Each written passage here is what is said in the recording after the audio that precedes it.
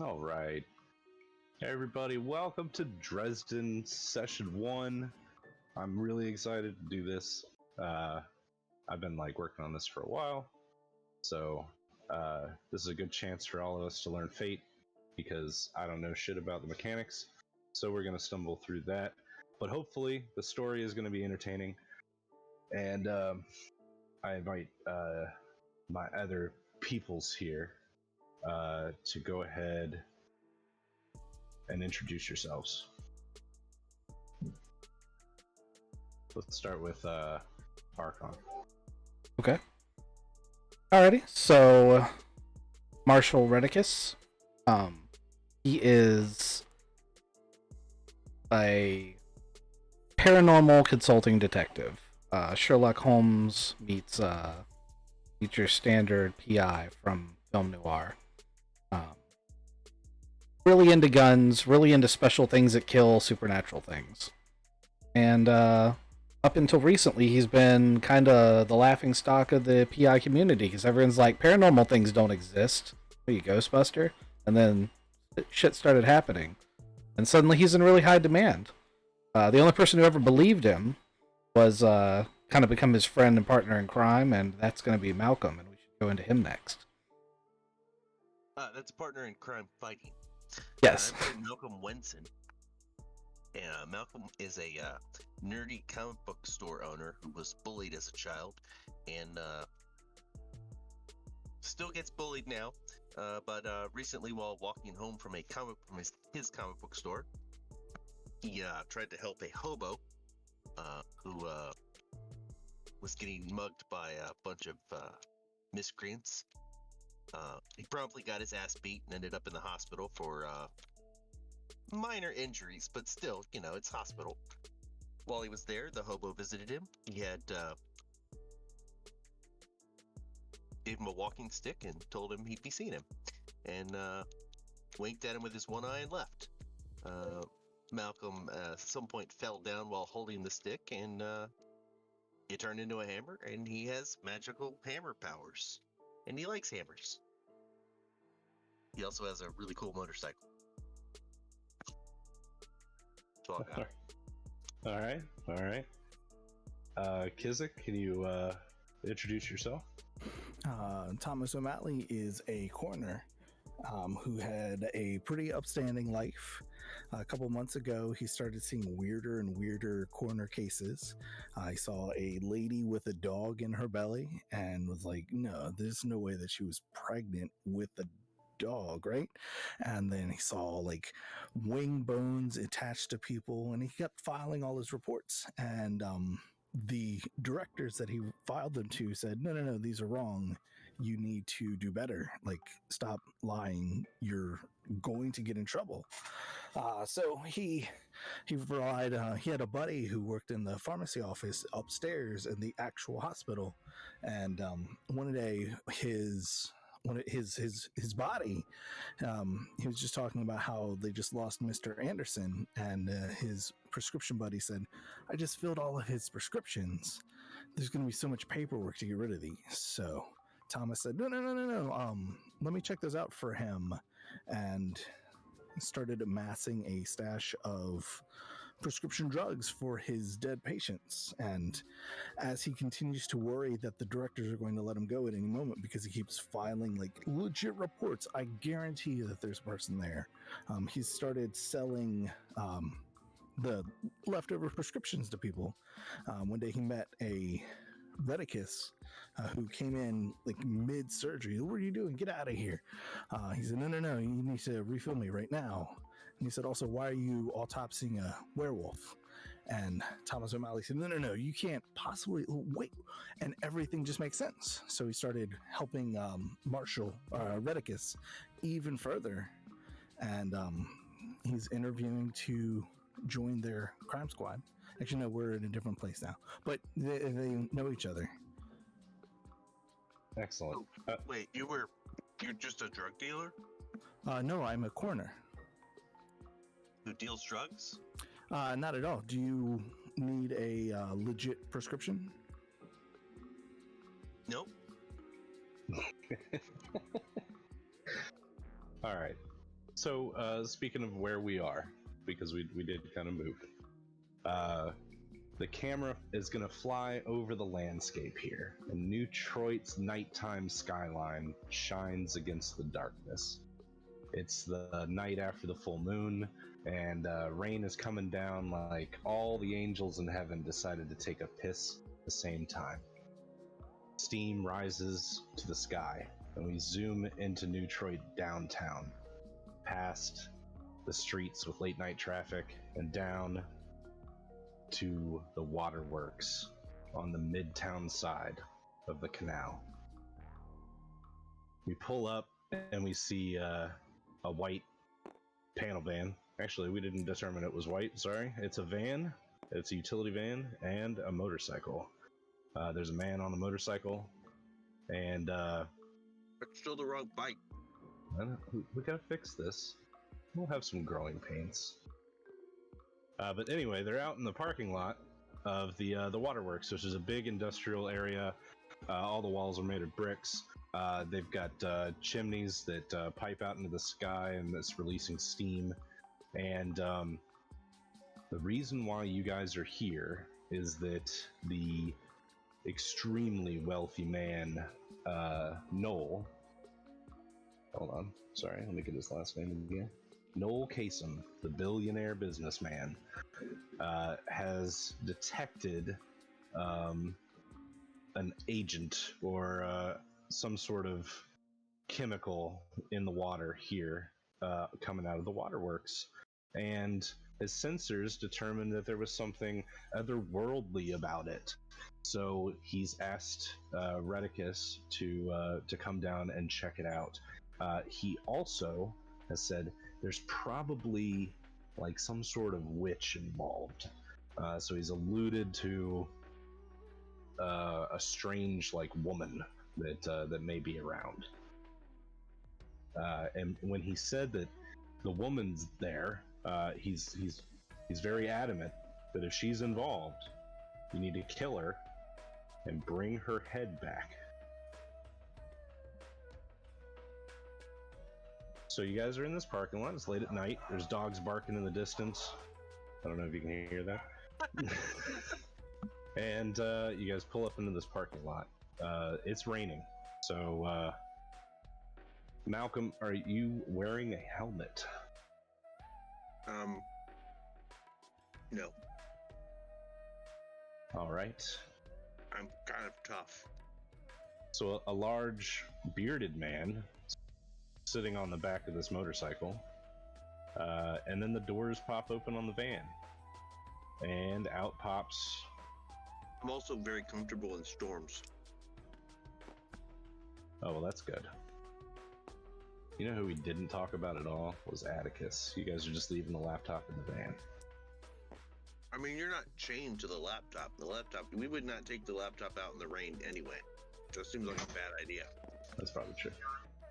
We'd probably leave the laptop in your office where it's safe. Good point. Atticus could come back later. All right. You can just follow us around. You guys come out of the van, and let's see. We got Redicus in like, what is that? A bowler cap, a long trench coat. The typical Fedora? dick outfit, right? Oh, it's a fedora, not a bowler. It looks like Thomas might have a bowler on. Thomas has a bowler, and he's chasing after Redicus, holding an umbrella, trying to keep him dry.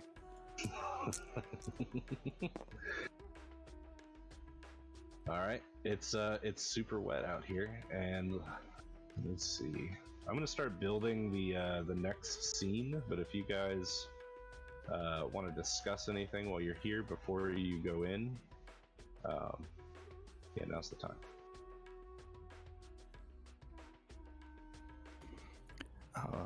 Mr. Redicus, why are we here? I'm muted. That's not good. I've been asking questions like the whole time, and I'm wondering why he's not answering me.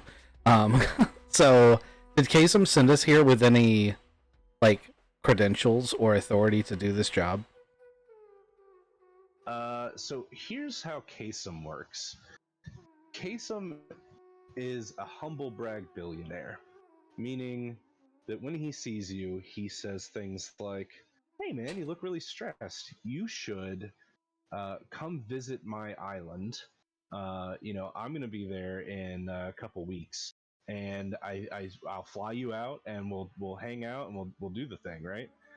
So that's the kind of person that he is. That's not the island with all the little kid touchers, right? No, definitely not. Here we go. This is gonna be a good one. Just checking, because Malcolm would not be into that. I mean, we would tell him we were coming. Well, I mean, We would show up on the island. Islands aren't your thing, man. He's got a huge mega yacht. He'll offer, to take you out on his yacht for a week, if you want to do that kind of thing. So anyway, when he hired you guys, he was like, "Hey, I've caught this lady on my security cameras. She's around the waterworks. I think she's doing something to the water. Obviously, I need you guys to go stop her. It should be pretty simple."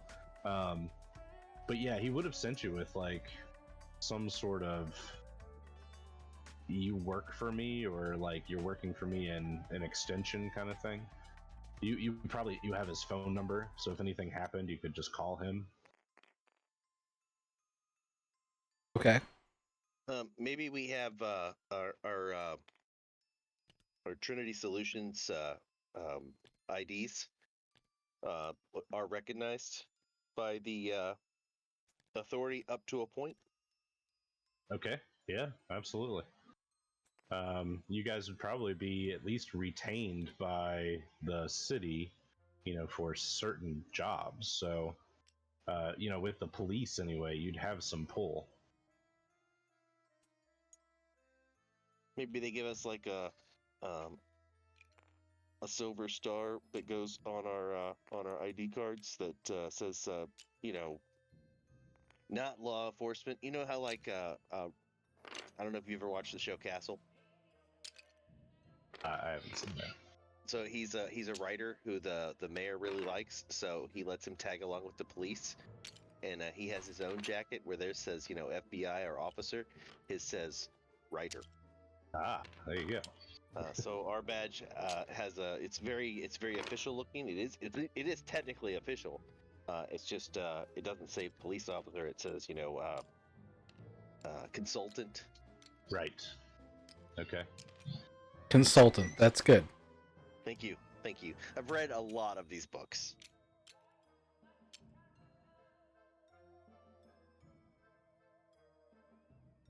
All right. So, you guys are still out in the parking lot. Still raining, cold. You gonna sit here all night, or you gonna go in the waterworks?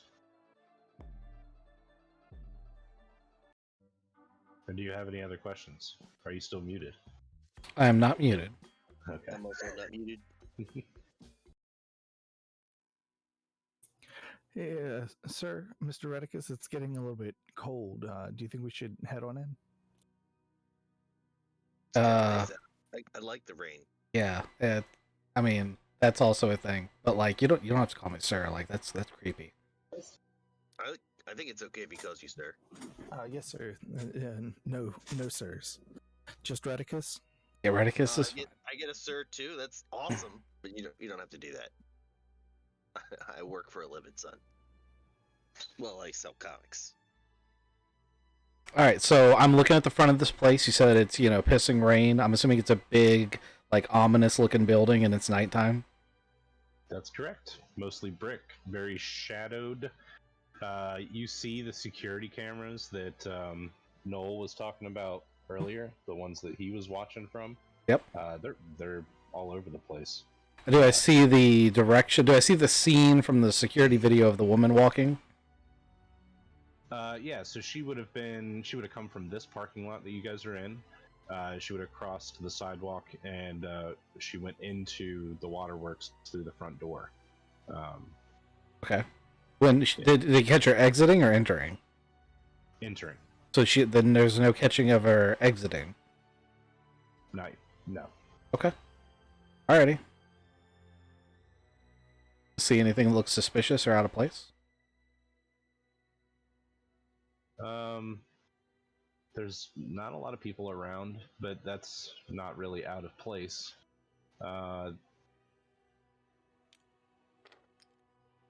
No. Nothing crazy. Alright. Let's walk up to the front door. I walk up to the front door. I take the lead. Or I'm the meat shield. You can decide which one you think is more accurate. I was about to say, this is going to be fun. Aren't they always? Mm-hmm. So we saw somebody break in. Is the door ajar? So you walk up to the door, and the door is ajar. That would have qualified as out of place. Yeah. Well, I mean, you had to get up close to see And when it. you say it's ajar, do you mean it's slightly open or it's an actual mason jar? It is slightly open, meaning like it is not even. It looks closed, but it's not closed all the way. So you had to come up to see it. And more than that, the doorknob itself is damaged and bent in a way that like somebody must have physically crushed it. Like superhuman strength crushed, or took a crowbar to it? Why don't you give me a check? Sweet. Let's do a roll. What kind of roll do you want? I think would be like an intellect check. Okay. But you'd be able to use your stunt. I would like to use force to make the check because I'm comparing my abilities with or my capabilities with that of the user. So what dice do we roll for this kind of check? So it's going to be always 4 fudge dice or fate dice. These Ah, D6s with pluses. gotcha. Okay, so I'll just take a set of these. Now I know where we're at. And hit the roll button. Okay. I got a little squarey thing, and I got 2 pluses. Wait, where's your dice? Oh, way down there. Okay, sorry. All right, so that is a minus. It's just on the black dice. It looks like that. Mm-hmm. So you've got a +1. Okay. And then your intellect is 3. Yep. So you've got a 4. I hadn't set a challenge number yet, but I would imagine that it was just like an average check anyway.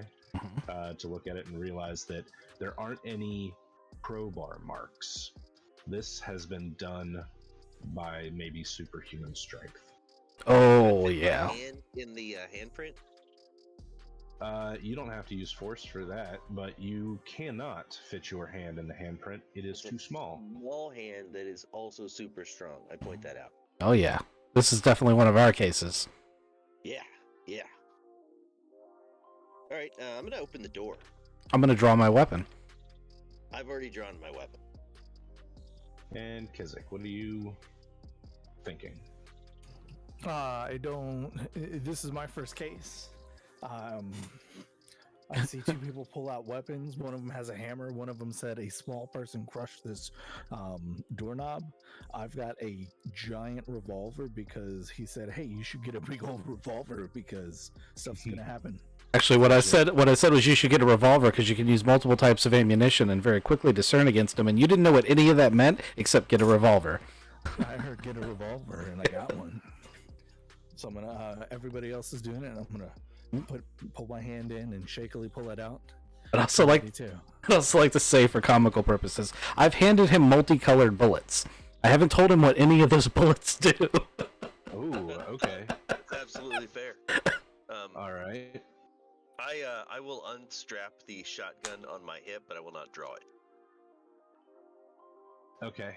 I was going to ask you about this. Do you have like a sheath for your hammer so you can keep one hand free, or how does that work? I have a magnet on the back of the coat that I can just attach it to.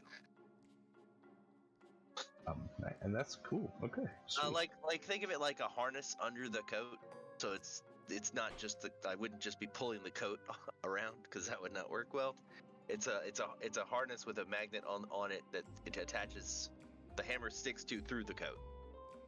I gotcha. Right. But it's attached to me, so when I pull, I'm literally pulling myself away from it, rather than just lifting the coat and waving it around like a fucking flag. And I that gotcha. would probably not work well. Do you ever back into a metal wall? Really wouldn't matter. I'm kind of strong. So let me ask a couple questions here. As you guys walk in, you'll know. Oh, let me ask you first. How are you opening the door? Is it going to be like a sneaky open, or are you shoving the door open? Neither. I just walk in. I don't really do sneaky, and I only do the forceful thing if it's necessary.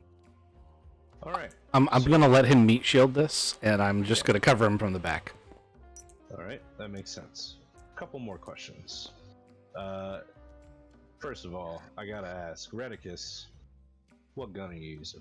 HMK 45 with a silver slide. I can send you a picture, and I'm prepared for that. I had to ask. So, Thomas's revolver, is it a 6-shot?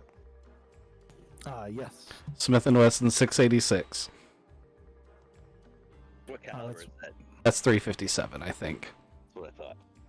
You don't have the dick gun? Nobody has the dick gun? I'm not gonna. No, it would blow his hand off. You shoot your eye out, kid. Oh man. Okay. I have to say, I think it's disappointing that the little guy didn't get the bigger gun. A nice 44 mag. I Would've been 100% had that in my shopping cart and was trying to figure out how to hit the Amazon checkout.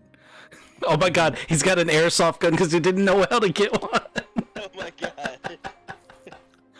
He's just got an airsoft gun. Yeah. Oh man. You've been trying to put your bullets in it for like 10 minutes. He's like, I don't know how these fit. And like he wants to ask, but we both look so serious, and he's just trying to like play it off.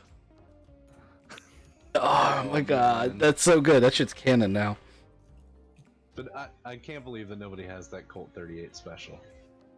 Like that's the dick gun, man. I mean, Redicus probably has one. It's Oh, just yeah. his draw. Also, they used Colt 45s as often as those too, because that was a really commonly available weapon in the time period that those were popular. But Right. this is a modern times thing. Like that's you will find more of those in the hands of professionals than you will 45s. Or sorry, Gotcha. Colt 45s. The 38 revolver would be one of those. He keeps it in his sock. Yep. You know, for like. Oh, last- and I absolutely have a backup weapon. I mean, Redicus, you have more than one. Yeah, I've seen you that's go true. to a metal detector. Yeah. Well, you've seen the line go. So you can't bring any of those in here. What? What about this one? You didn't say I couldn't bring this one. Yeah. I messed that up. Okay, so you guys just straight up walk in, and Malcolm, you are entering into a place that is very loud, it is very humid, and it's very dark. So when you move in, you look around, and there's so much motion in here from machinery. There's like shit bubbling in tubes. There's like literal fires going to like, I don't know, sterilize shit, barrels everywhere. So you don't immediately see a person. Again, it's dark. All right. I will motion for the other two to step forward. I did, as it appears to be clear at the moment. I'm like Continue my scan. super tactically covering corners and everything, and I'm paying no attention to behind me, assuming that Thomas obviously knows what to do when he comes in. Right.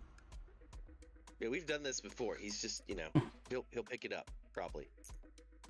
I walk in, I see that it's dark, and I reach inside my little lab coat for a flashlight. You have like a little pen flashlight? I was about to say, is LED? it one of those like pen flashlights that you used to like Yep. look back at the tonsils? It sits right in my little front pocket. Love it. Okay, so I'd like to point out that I have a Sure light on the bottom of my H&K, but I have not turned it on. Yes. I think you and I are aware of what is about to happen. So this little dab of light starts scooting around the room. I'd imagine that it's like frantic and shaking. It's not a steady beam that's like scanning a section and then moving on and scanning another section. It is dodging left and right. Am I correct in that assumption? Flashes every now and then as it goes behind my other hand that's holding a gun. So at this point, I would like to notice the flashy, the shaky lights, and turn around to see the large looking caliber weapon. I don't know what his trigger safety is, but I have now just realized that it's probably not great, and I'm going to take a step away out of his line of fire, because I'm tough. I'm not bulletproof. Okay. You don't say anything to him. You just sidestep out of the way smoothly. Maybe as I step slowly out of the way, I put my hand out and push the gun so it's aiming a little more towards the floor. I can heal from a knee shot wound. So Malcolm reaches out and pushes Tom's, or Thomas? Tom? What do you prefer? Dr. O'Malley. Dr. O'Malley's gun down to like shoot at the floor level. Maybe gives him a little reproachful look. Yeah, Doc, you probably don't want to aim that, up unless you have a target. Yeah. Maybe don't shoot one of us. It's tough to see in here. Did you find the lady yet? All of a sudden, a piece of metal clunks, or makes a loud clank. It comes from, deeper into the building. Yeah. Is there enough room behind this boiler-looking thing for me to go around the wall and follow the wall? Or is this an option? Okay. I mean, that's the tactical thing to do. I'm going to follow a wall. I'd like to take the high ground. All right. Let's just say there's a ladder right here, so you start climbing the ladder to get up there. Redicus starts scooting around the perimeter of the wall, and I'd like to do my superhero crouch and scan. Okay. So they kind of leave Tom in the doorway without saying anything to you. They just roll their eyes and walk away, each going their own separate direction. So, Tom, what do you want to do? Standing here in the dark with your little flashlight. I'm gonna reach out. Nobody's in front of me. I'm going to look to see if the door is open behind me and try to close it the way that it was before. And I've got a piece of metal. I'm gonna hang and put it right over top of the handle, so nobody can sneak in or out of us. All right, that's an excellent idea. So you do this thing. Close the door perfectly. You hang a little piece of metal. A nice little alarm you got there. All right, so Malcolm, you're up high, and you do your superhero scan. The sound of that metal clanking, it came from over here next to these barrels. Between the barrels and this purifier machine thing. Right, I'll creep over there. All right, you start moving that direction, and Nope. Redicus, Nope. Oh, you're making it wider. Okay. I thought that was bad for a minute. Yeah, I did too. You guys are all fucked. I'm at the high ground. We'll go to there. Perfect.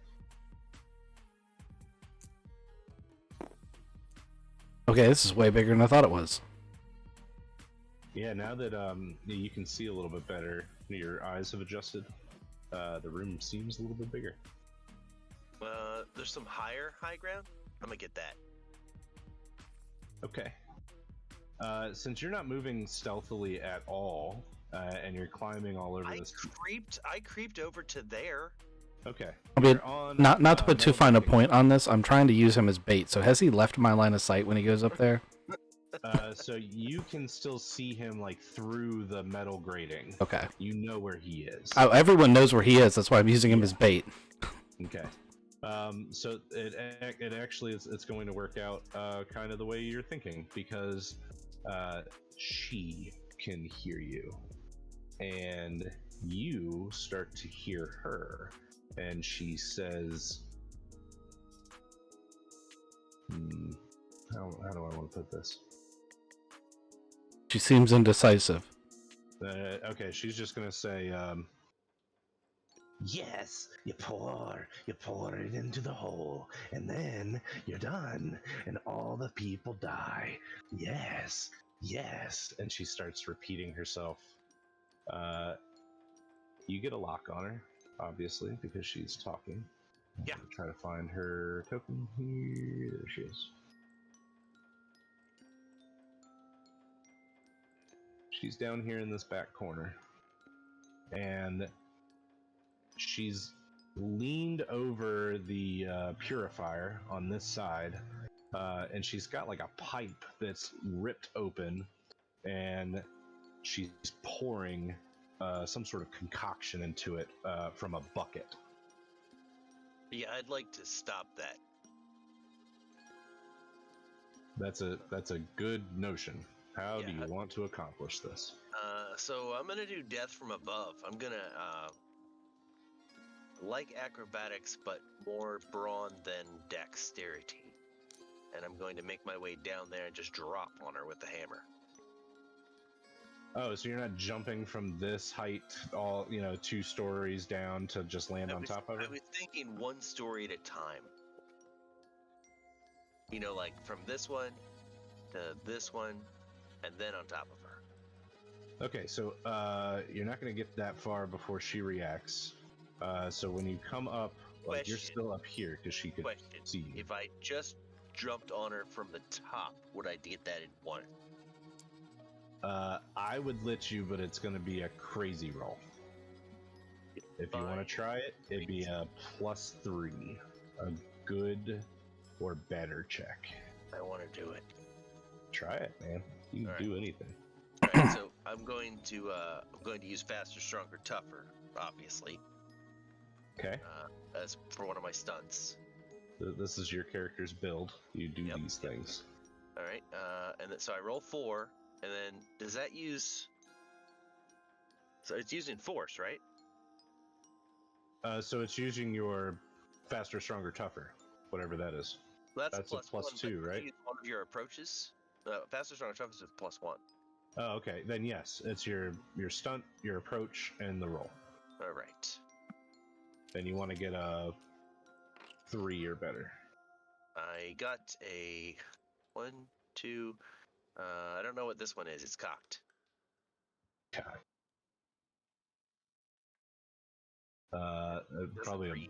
Probably a blank, not a minus. All right. Oh, now it's a minus. It's a you weird just dice. roll it again? Yeah. I mean, if you want to. Yeah, I don't care. Now it's a plus. All right, that's 6, 7.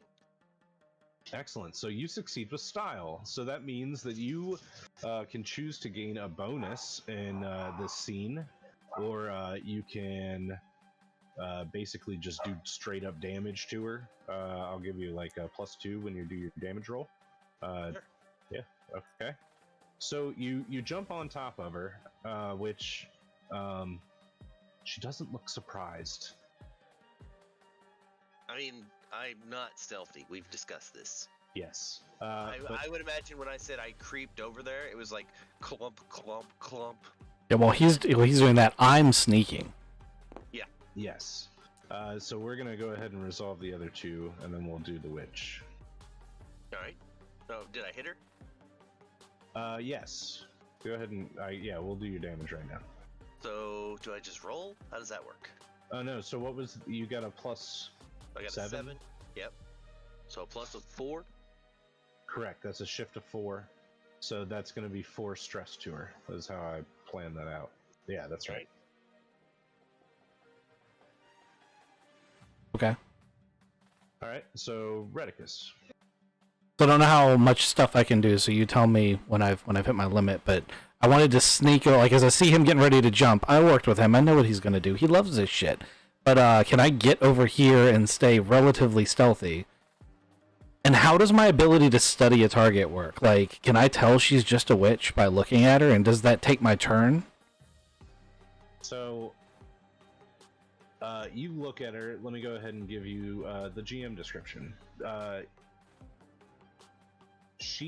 When she turns to look at Malcolm, so it used to be you being Maul, you notice that her eyes are glowing red. And she barks like a dog. Stop, Sirius. That's creepy. He's trying to help. He's trying to help you.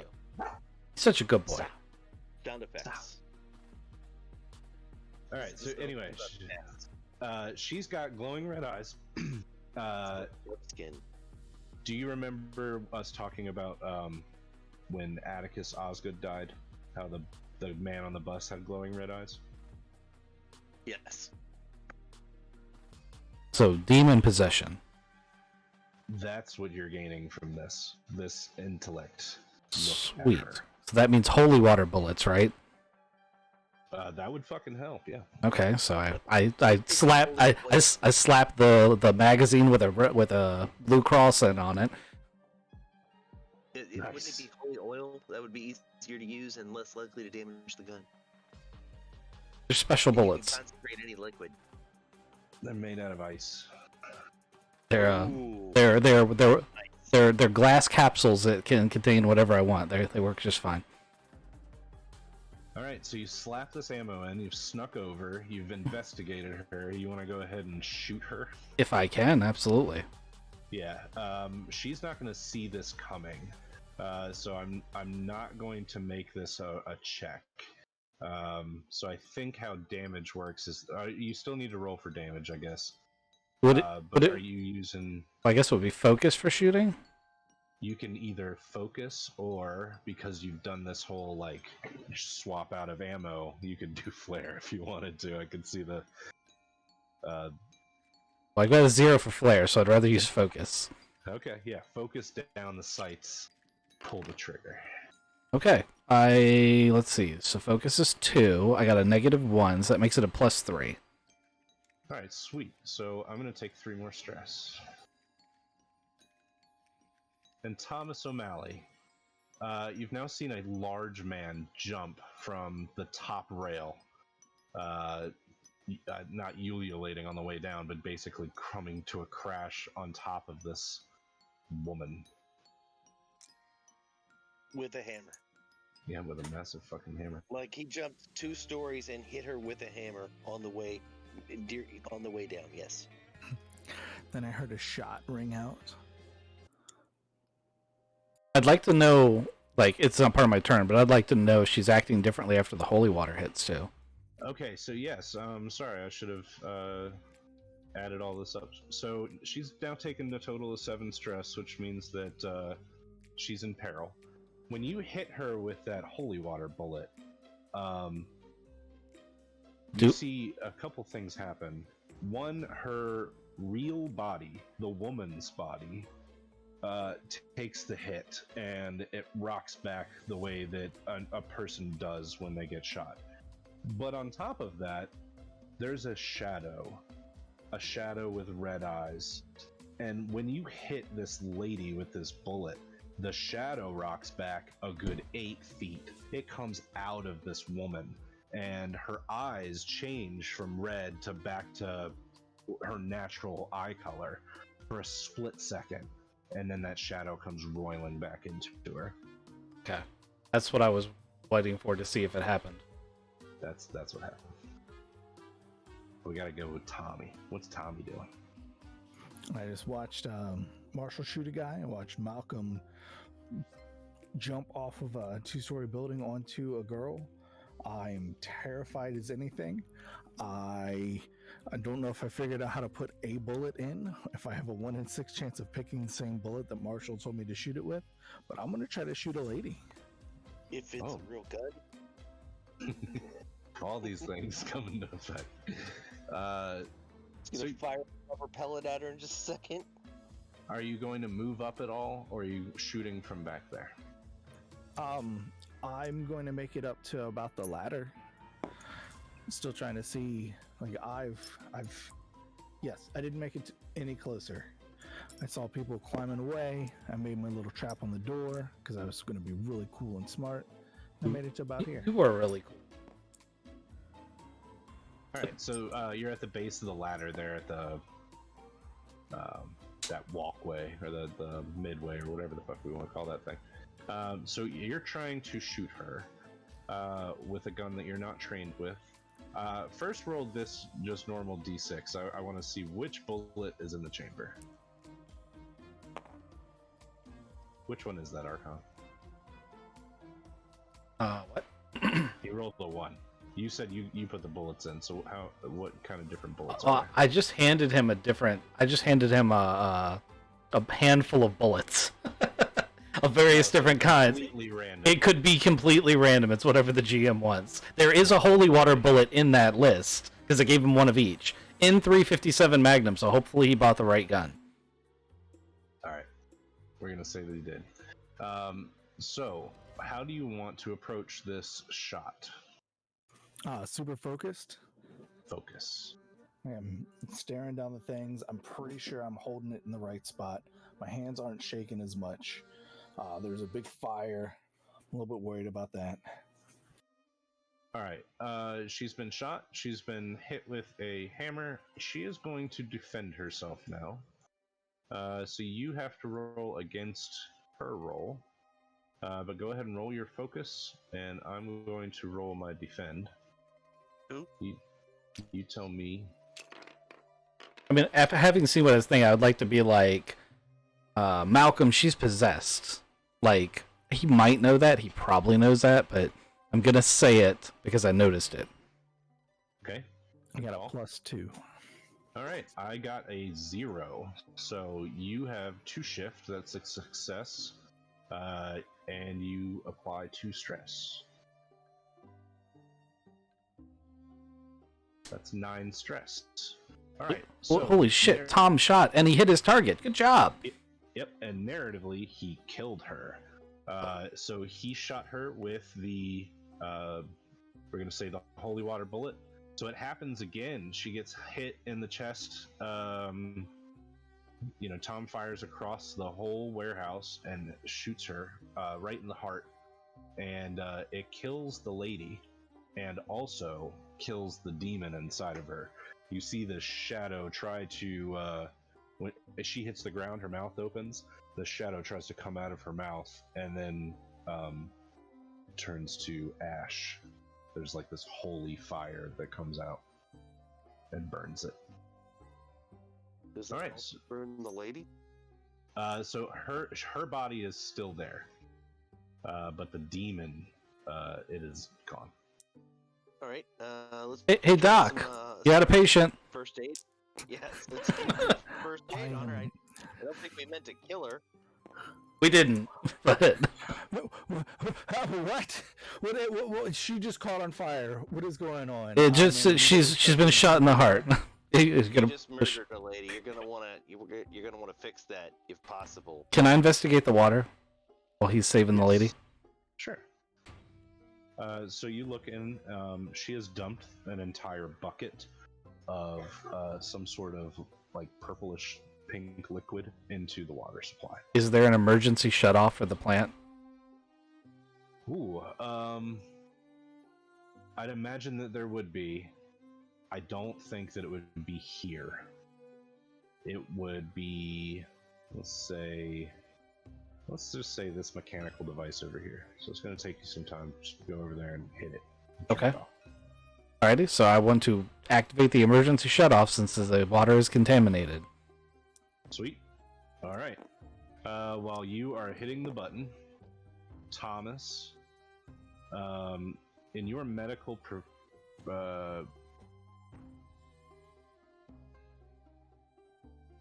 everything that you've studied tells you that this lady is about to be a cadaver.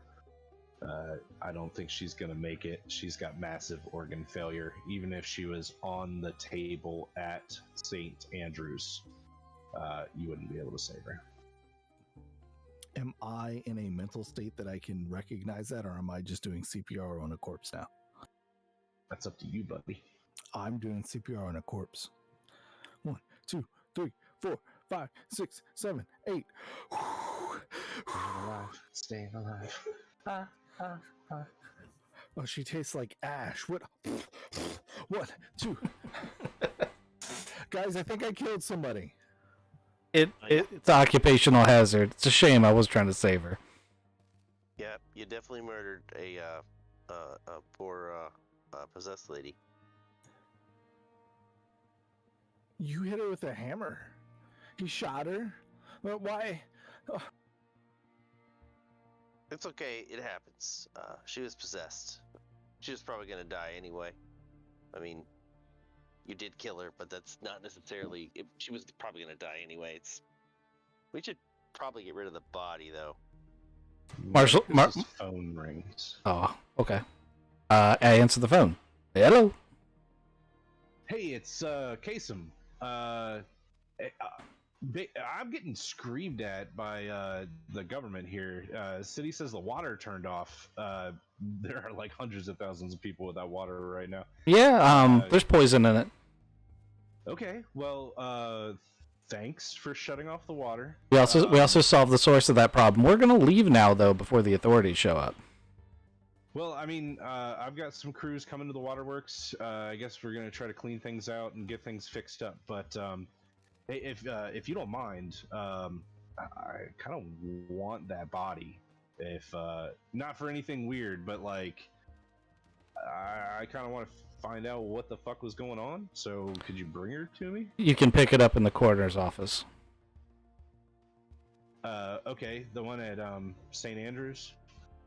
Hey, O'Malley, you're the St. Andrews coroner, right? Yes. Yep, that's the one. Okay. I guess I'll have somebody go get it. I got people to do that. That's not a problem. Yep. I'm a billionaire. So we're gonna. hold Okay, on, go ahead. Wait. I want to ask you guys a couple questions. I guess. Look, I really appreciate you doing this and everything. I've got a party coming up for the mayor's son. It's his 3rd birthday. I'm throwing this lavish thing at the Elysian. You guys just saved like hundreds of thousands of people. No joke. Saving the water supply is a big deal. I think you guys should come to this party and meet the mayor. It'd be a really good end for you guys. And the mayor's like running on this platform of like, not vigilante justice, but like, you know, taking the life in your own hands. So, you guys come to the party. It's just it's in a couple days. You'd be my guest. Sure. Man. I don't know if you've ever been to the Elysian. It's really cool. I don't say anything, but I give Redicus the thumbs up. Yeah, I'm just chatting on my phone. So yeah, it's like we'll be there. It's tomorrow. My bad. It doesn't matter. It wouldn't matter if he said tonight. Okay. Yeah, we'd have made it. Killed a man with my own hands. It was a woman. It was a demon possessed one. Also, it wasn't really with your hands. It was a 357 right through the heart. I mean, it was a good shot. Yeah.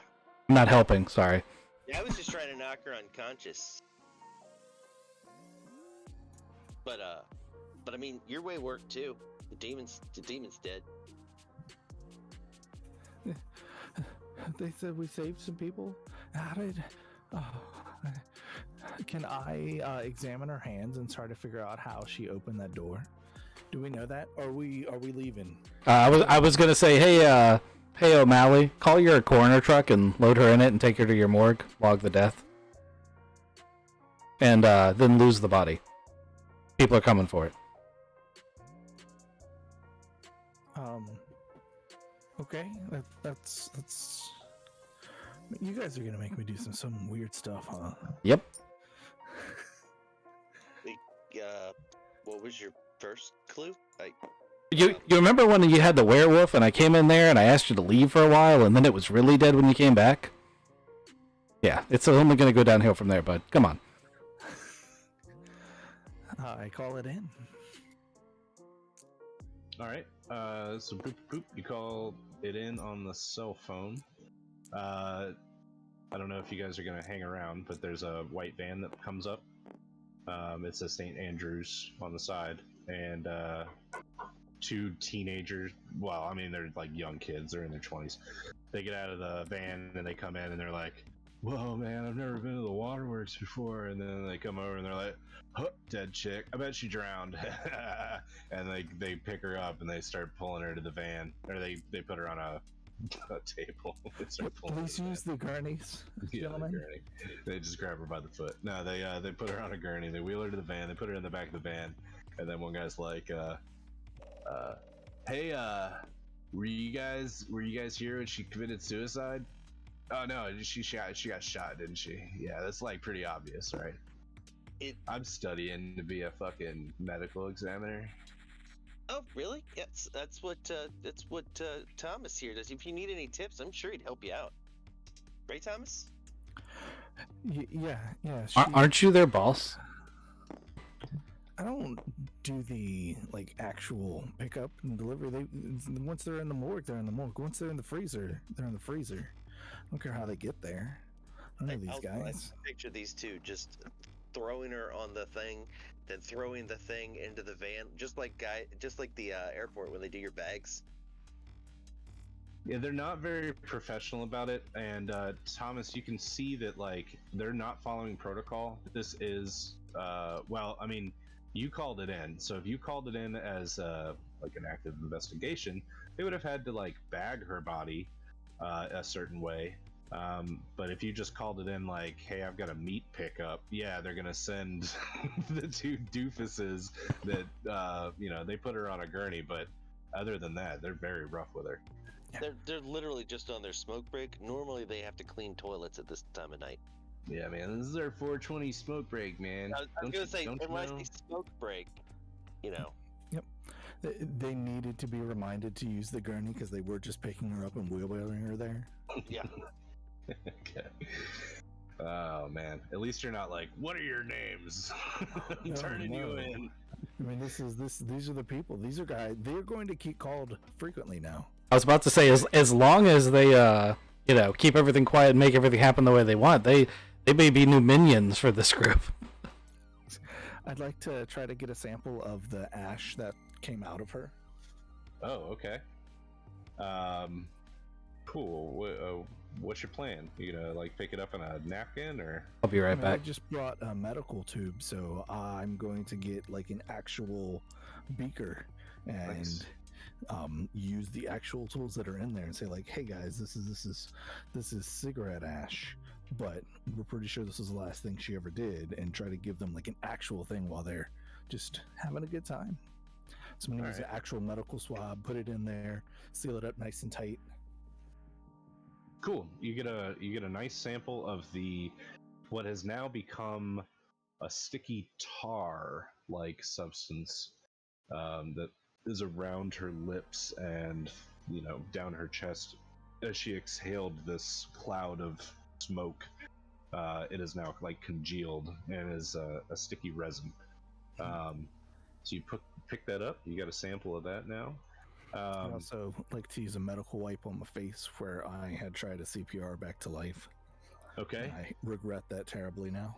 Got it. Good plan. You wipe that off, and you're looking at her now because the van. I figure that you're in the van, looking at her in the gurney. You got a good light in here now, more light than you had in the waterworks when you're looking at her, and you notice a couple things. The jacket that she's got has an inside pocket, and inside that pocket is a wallet. The other thing that you notice is that her hands, while small and definitely match the handprint of the door, they have taken damage from her doing that, or whatever she did. It left cuts and marks in her hand when she like ripped open the pipes and crushed the doorknob. Like it hurt her own body when she was doing it. Mm-hmm. I take all those notes down. So, Dr. Tom, oh no, sorry, it's Dr. O'Malley, right? You want her in like locker 13, you know what I'm saying, man? Like, you want her under Cold ice. Yes, locker 13 will do.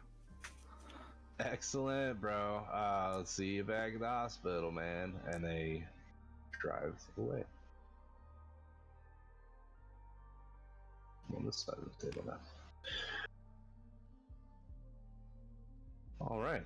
So you guys are standing in front of the waterworks. The rain has stopped, but there's still like the wet asphalt, and you get that smell. It smells like earthworms and city oil on the streets, and just unpleasantness in the air. Being this close to the waterworks, it kind of smells like sewage a little bit. And you guys just killed a woman. What do you want to do now? No, we didn't. No, you are all involved. Each one of you hit this woman. Two of us did some damage in an attempt to keep her from hurting other people. Someone actually killed her. I was gonna get him a hotspot in my van and check the Paranet for anything that might be related to this. I mean, this is the second time that we've seen this very similar thing. Now, this demon supposedly died, but yeah, I'm gonna do a little bit of research. All right. So you flip open your laptop in the van, and Atticus pops out. Oh, how's it going, gents? Is this a normal occurrence for me now? Yeah. Or this is totally okay. normal. So this is not the first time it's happened. Okay. No. So it's about to be like I burned the laptop with fire.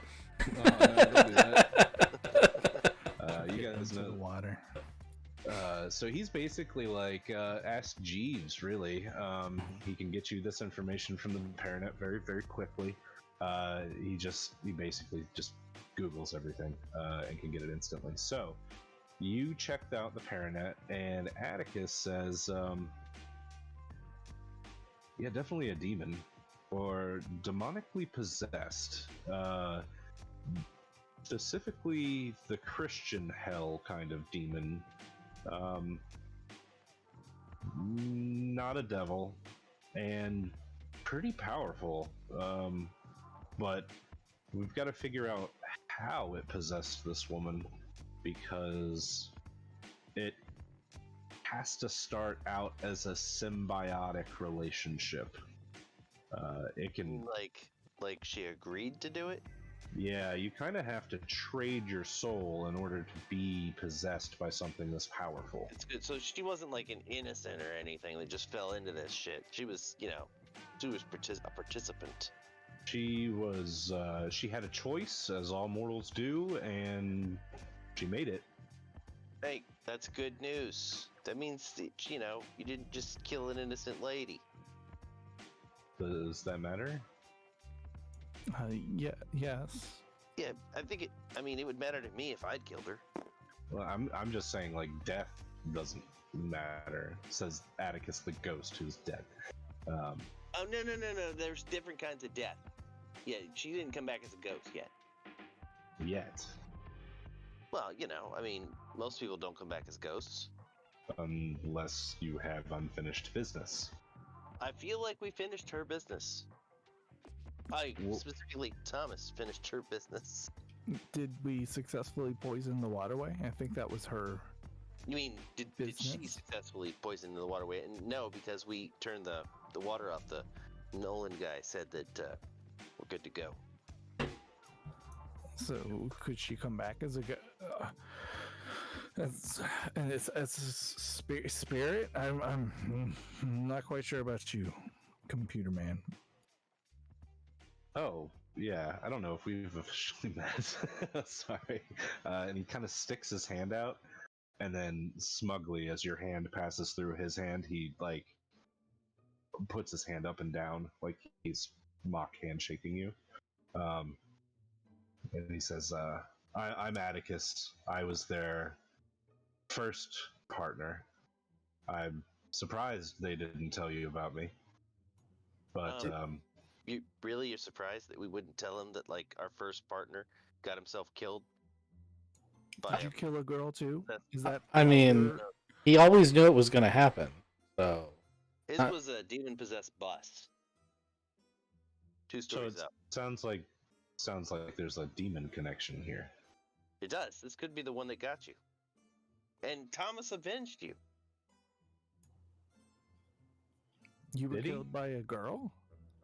No, I was killed by a bus. It was a demon-possessed bus in a second-story McDonald's. I thought I was safe in the second floor of a mall at a food court, and I obviously wasn't.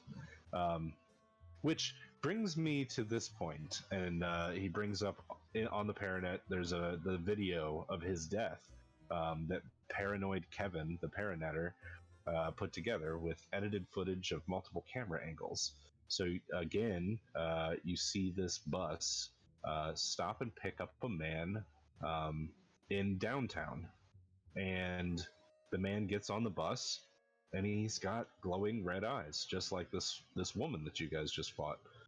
He moves to the back of the bus, and then for the next 5-10 minutes, looks like he has an argument with himself. He basically starts Fight Club fighting himself, and punching himself in the face and biting his own arm, and it looks like he's extremely conflicted and in pain, and then starts bleeding from the eyes, and dies in the back of the bus. Then the cameras see this shadowy figure with red eyes that you guys you saw.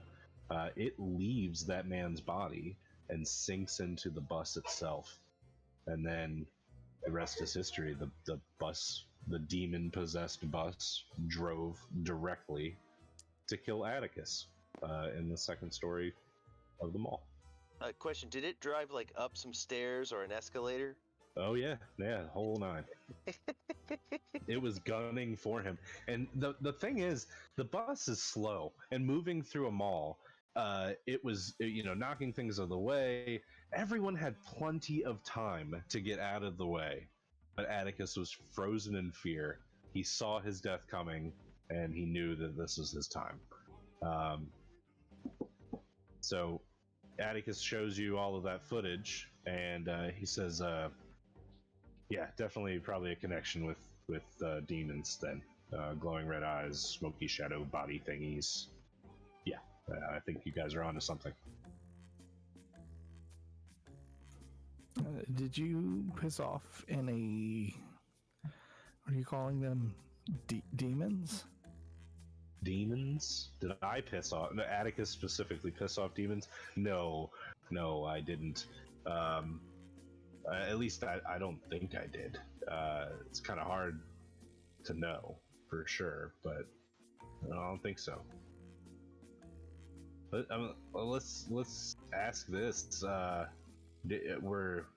was the man in the bus with demon eyes anyhow related to this woman you found with demon eyes? Did you get an ID on the woman? Let me open the wallet. All right. So you open up the wallet, and she's got a Newtroit issued ID. And what do you want her name to be? Tammy. Tammy. Sweet. So yeah, poor Tammy. She lived in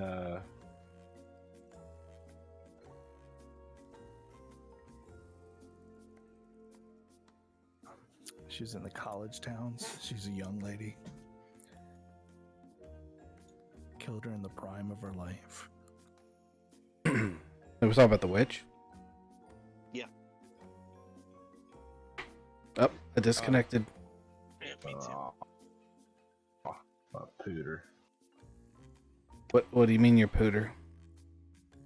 Let me save this so I don't lose anything. Oh, nope. Hope it auto-saved. It should autosave every 5 minutes or so. We were mostly just talking.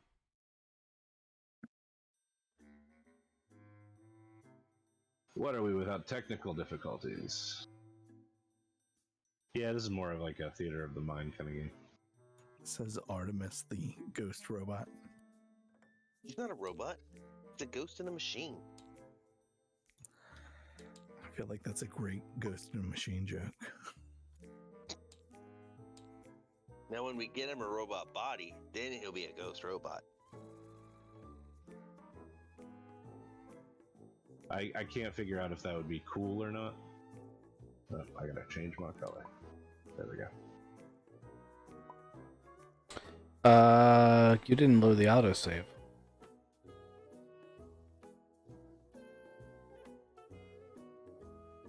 Nope, I sure didn't. 1 second. Everybody hold on to your butts. Gonna want to do that before it saves again. There we go. This looks like where we left off. Somewhere around here. There we go. Alright, tabletop's awesome. We love it. Mm-hmm. Never has any bugs whatsoever. There isn't ice just floating here in the air for no reason. Does it really? Holy shit, there is. Yeah. Look, mine too, over here. Ah! Oh, wow. It had some force to it when I clicked it.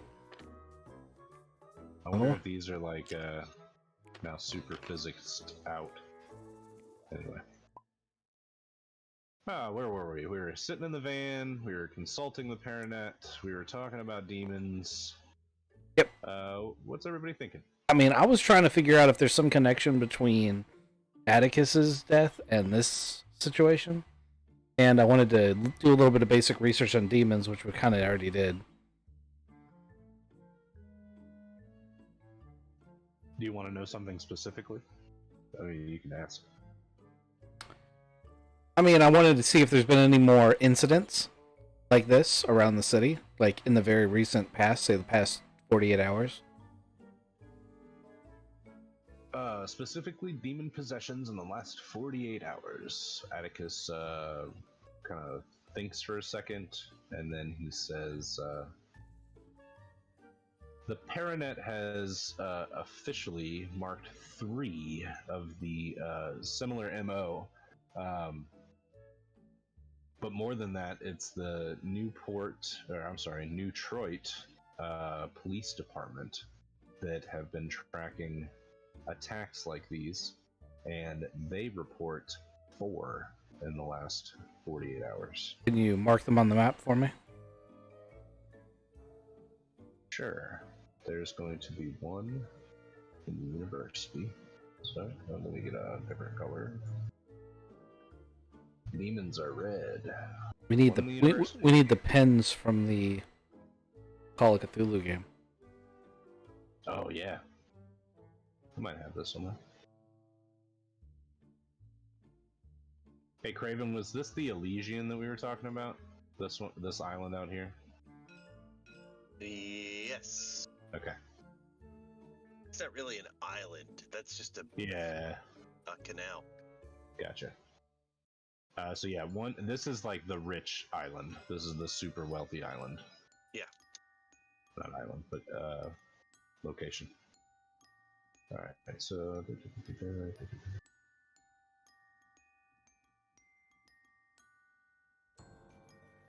and one of them is Atticus's death. This is the mall that Atticus died at. 1, 2, 3, 4. And then this event. Unfortunately, they're not all grouped in one spot. Not as helpful as I'd hoped.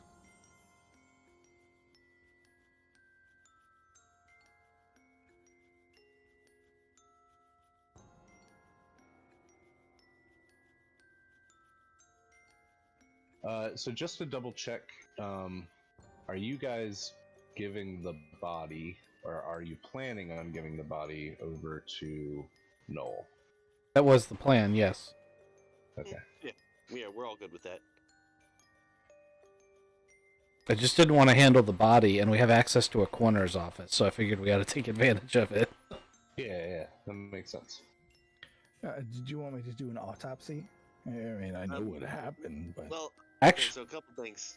Yes, to the autopsy, and also you should probably, get rid of the bullets. I mean, they're frangible. They would shatter into a million pieces when they hit. But, you know. Yeah, I was actually hoping I could get some more of those bullets if we're going to go after more shadow people. I slide back one of the cabinets next to where my Paranet terminal is, and it's a rack full of ammunition and guns. And Do you have those in 10 gauge? I open a drawer and pull out. I'm like, "What type do you want?" I've got 15 or 16 different kinds. I've got plenty of the shock rounds, but a variety of the others might be useful. You never know when you need a ghost shot or holy. Whoa.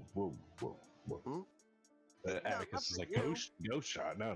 Not all ghosts are good, Atticus. You know this. Yeah, here's some holy water because we know we're gonna need these, and here's some silver nitrate because I just perfected a new 13% formula that's way more efficient. So I got a lot of these.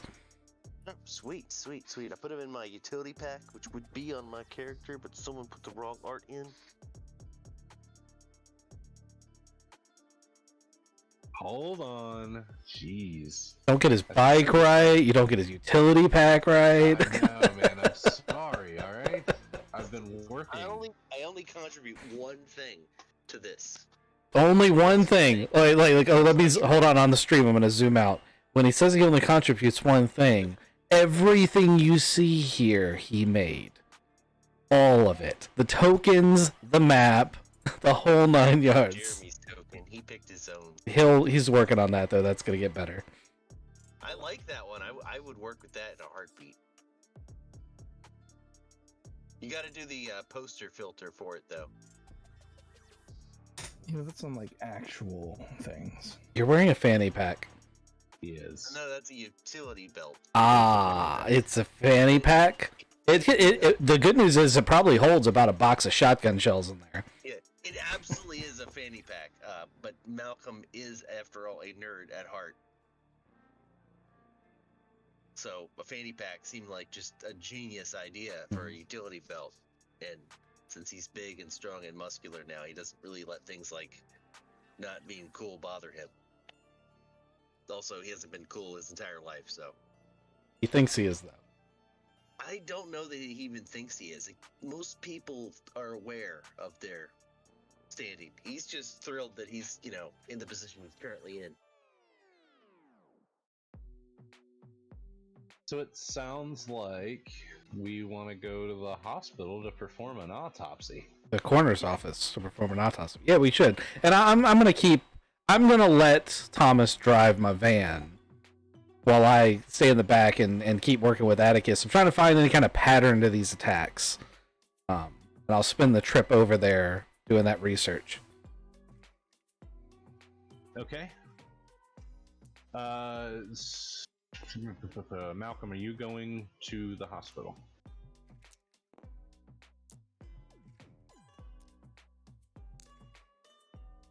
Are you muted? I'm sorry, what? Yeah, I'm going with them.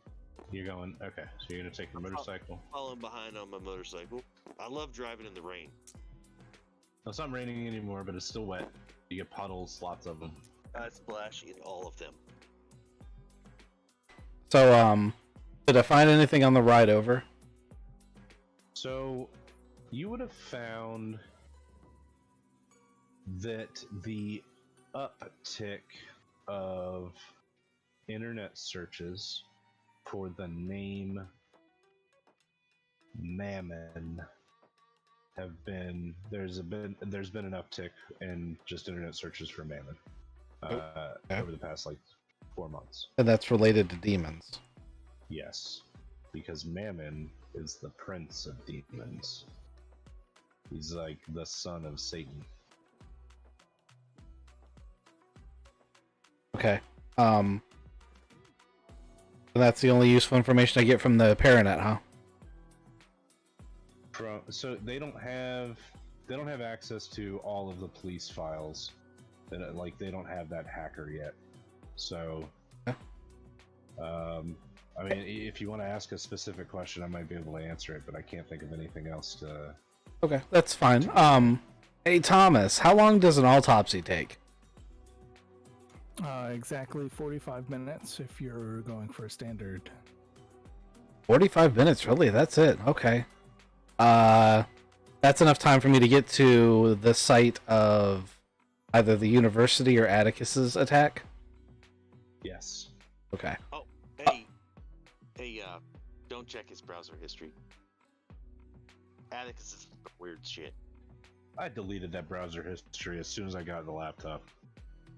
So I'm gonna be like, hey, O'Malley, I'm gonna check out one of these sites, and I'll be back in about an hour. You need company? Yeah, you can come along. Extra set of eyes never hurts. Sorry, we're gonna split the party, GM. I'm sorry. It's fine. It's fine. It's fine. Everything's fine. You come back and Thomas is a demon possessed. Yeah. So you guys, which one do you want to go to? I'm gonna flip a coin. Can I have a coin? You've got fate coins right here. Which? They're different. Which? Okay. So that's heads and that's tails. Perfect. Okay. Someone say heads or tails. Atticus's heads. Okay. That didn't even flip. That didn't flip. Why doesn't it flip? Nope. These coins don't work. They're not really coins. Can I have a coin, please? Oh no, wait. Aha! Oh my god, everything changed. Try that. The whole world just reloaded. Give me a second. Okay. Nope. Oh, I can roll it now though. Okay, Atticus's heads. That's what you said, right? Yeah. All right. So we'll go to Atticus. Excellent. That's actually pretty close. So you guys roll over to the mall. Okay. I'm assuming the mall's open at this hour. Yep. Newtroit's got a 24-hour mall. Okay. So 24-hour food. is the place where the bus rolled through? Is that all like police taped off still, or has it been repaired? Nope. It is still. It is in disrepair. They just pulled the bus out. So like it's cordoned off right now to the public. That food court is. Okay. You guys would be able to get in. There's no security or anything. There's mall security walking around, but there's nobody actually actively keeping people out. All right. I'm gonna try to examine. Mall is running security here? What? Mall is running security here? There's mall security here, but not that mall. So the bus is gone. Yeah, there's no bus here. Okay. I'd like to examine the crime scene. Okay. You take a look around and you find the exact path that the bus took. It came in off of the street. It came from like this direction, but it came up from downtown, which you already knew that it came from downtown because you guys saw the video of the guy getting on the bus in downtown. So its exact path was jumping the curb, going across the sidewalk, smashing through like 4 panes of double doors. Mm-hmm. It ran right through the main thoroughfare of the mall, and then up, smashing 2 escalators as it came up. It caught air at the top of the escalators, so it must have been traveling. And then landed square on Atticus. Gotcha. And landed square on If nothing here is activating my spidey sense, I want to start backtracking to where the guy got on the bus. Oh, okay. Unless, if at any point in time something would alert my spidey sense, just let me know. And if you need me to roll, let me know. I gotcha. So I want to go back to where the guy got on the bus and see if like any of the like surveillance video I can try to backtrack where he came from. Okay. You're going to probably run out of time because downtown is further away than the hour that you prescribed. So if you're okay with not meeting up with him in an hour, I'll just you can absolutely at 45 minutes I'll actually call Thomas and be like, "What's your status? What's up, man?" All right. And then we can find out what he knows. Yeah. So Tom, how are you going about this? Just textbook autopsy? I'm trying to prove that. So I'm learning that demons are kind of maybe real and they're possessing people. And I watched a demon fight with a guy in a video, and I think that guy died and the demon left his body. I kind of saw a shadow leaving the girl's body, so I want to try to prove that that girl was dead and I didn't kill her. Oh. You are trying to determine time of death. Correct. Okay. So you look her over and determine that cause of death was... I want to throw you a bone and say it was asphyxiation, but it's not. It's massive organ failure. You shot a bullet through her heart. Now, before that, though, she was probably going to die from the first bullet that hit her. To be completely honest, that one fucked up a lung and like a bunch of ribs. They were shattered inside of her. So she just got really torn up from all that. And even before that, right? Yeah, she had a massive concussion and bleeding of the brain. So that one was kind of like the catalyst that kind of drove everything else forward. But if you backtrack it more, so looking at her hands, where these bruises? Did she have bruising? There is bruising, but it's bruising from gripping something too tightly. Like her fingers have made imprints inside of her own palm. Her nails are bloody because they've cut into her own palm as well, as she was crushing things with her hands. There are other cuts and abrasions from when she pulled the pipe apart. Like she basically just clawed into it to open it, and her fingers have taken the brunt of that. So like physically she kind of looks like she defended herself. Like you see the same kind of things from she's victims got bite marks on the inside of her arms. Bite marks? Did she bite herself like the other guy? You don't see that. You don't see like random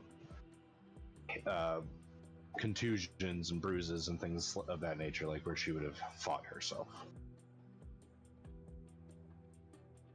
But you do see like just the physical toll of her being super strong and her body not being able to handle it. There's no self-harm. There are probably old scars of self-harm healed over years. Nothing recent.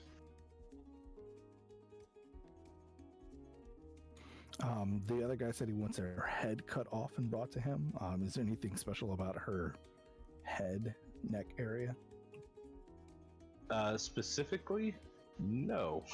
Did he say he wanted the head removed? I don't remember that. I don't recall. He said, "Bring me her head." That's exactly what he said. Well, he's picking up the whole body. That's yeah. You can give him the whole body. He just said, "Bring me her head." Maybe he was joking. You don't really know. He's kind of an eccentric billionaire anyway. Oh, he's getting it. So you look maybe closer at this resinous black substance that was spattered across her lips and chin. It is a tar of some sort, and if you put it in like an analyzer, it comes back as mostly carbon, but it's got ectoplasm in it. There's some sort of other matter that doesn't make any fucking sense. It's not antimatter, but it's like it literally doesn't make physical sense. The properties just are weird. Mass spectrometer says it's carbon. Plus, I need to get recalibrated. Right. Yeah.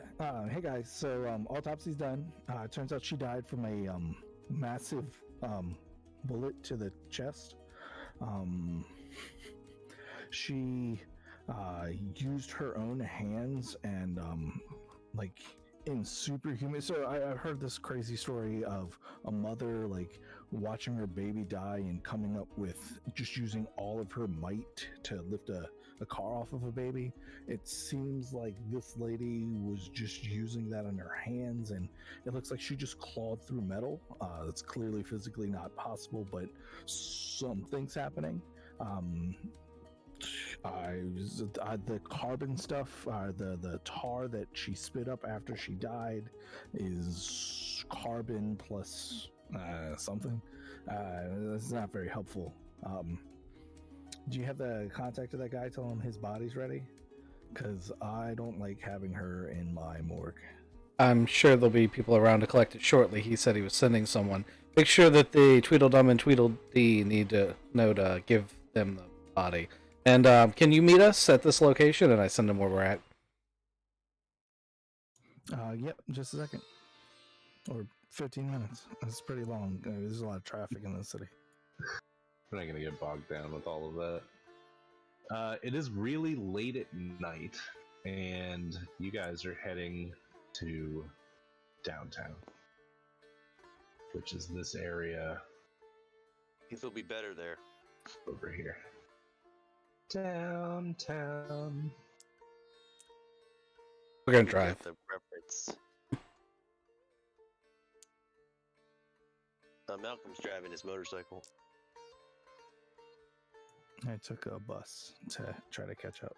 I want to say I have a mount in my van so that Atticus can like be a passenger. I'm sitting in the passenger seat, Yeah. or I'm sitting in like the center. There's like a center console laptop mount, but you it just lets you be in the passenger seat. Right, I just project myself to lay down in the seat. Oh yes. Okay, so while you're driving, Atticus looks over at you and he goes, "This is, like, riding in the car is the weirdest fucking thing when you're dead.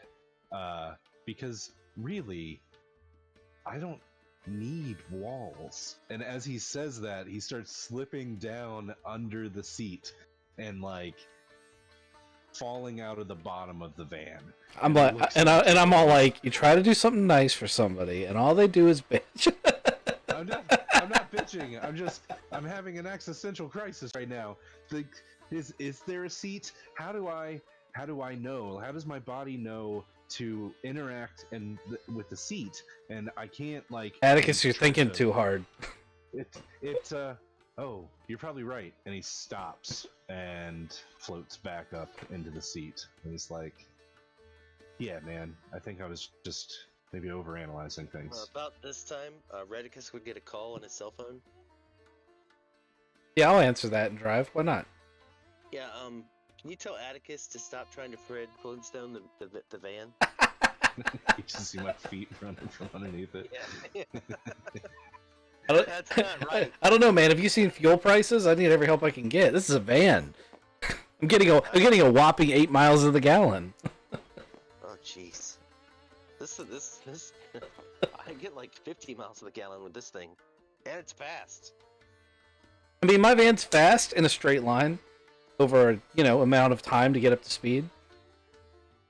The motorcycle only carries 12 gallons, though. Yeah, but it goes 50 miles to the gallon. Once. No, I'm just Once. Let's say, like, if you rev the engine and try to, like, speed away. Wait. What does the website for the cycle actually say its mileage is? Alright, hold on. I bet it's better. I don't know. The bigger engines are not very efficient. The smaller engines are very efficient. I mean, 50 miles a gallon is definitely within the realm of possibility for a little, like, rice burner. This is like a mix between the rice burner and the... That's why I liked it. I had a moped that could get 50 miles to the gallon. Of course it did. It was probably like a 2-stroke. Yeah. Oh, actually, this is a Harley Davidson. The specific model I picked is the Thunder...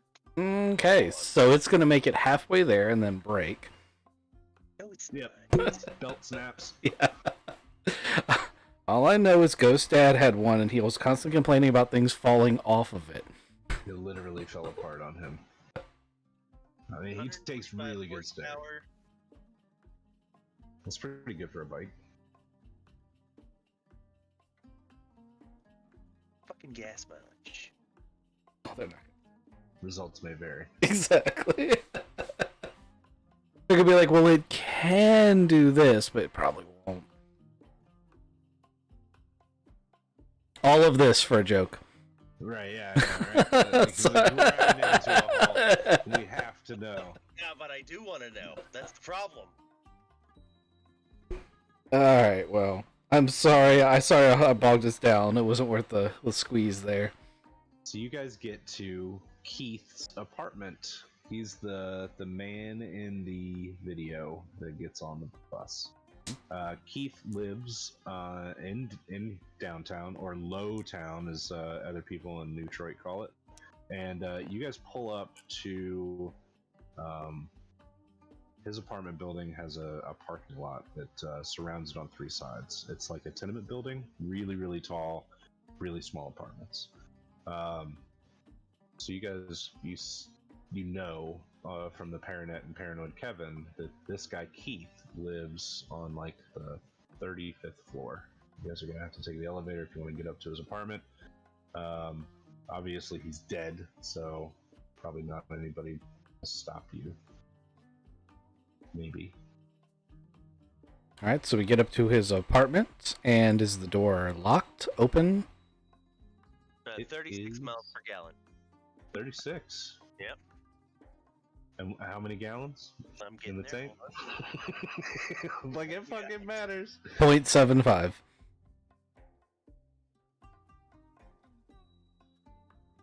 Fuel Not even. testing, engine torque. Fuel capacity 22.71. Holy shit, gallons? That's gotta be. That's more than my car. Yeah, hold on. 22? That's huge. Oh, wait, there's an L on the end. Liters. Okay. So it's like 6 gallons. But That's- still, 36 miles to the gallon. I mean, I'll still fill up half as many times as you. You go 200 miles. Not bad. And yeah, that's where we're at. It's basically a modified Thunder bike. I mean, that's where you're at. I'm standing in front of dude's apartment. I'm picturing you guys riding up in the elevator, and you're like, We're talking about this, mileage. yeah. And you're like, well, I got the bike because, gas is so fucking expensive. Bikes are cool. And Redica's like, yeah, but I've got an armory in the van, man. Like, there's obvious pluses to having space. Wait, what is he? He's got an arsenal in the van? Is that what he said? Armory. Armory. Yeah, I can make ammunition in there. It's got a press. I have a hammer.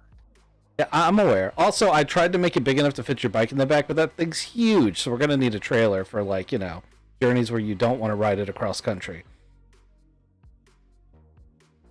I'm thinking ahead. Ace the mechanic to put a bike rack on the top. Oh yes. And No, not the top. You want to put it on the side. So so we can, like a sidecar, Mhm. and you just hop in and, vroom off. Just like that. You say vroom, and then you vroom off. You gotta have the broom. I mean, knowing this Yeah, this character, Redicus would build a cannon that shoots it. That'd This be character tight. would definitely ride that. Okay, so we're in front of this door. What am I looking at?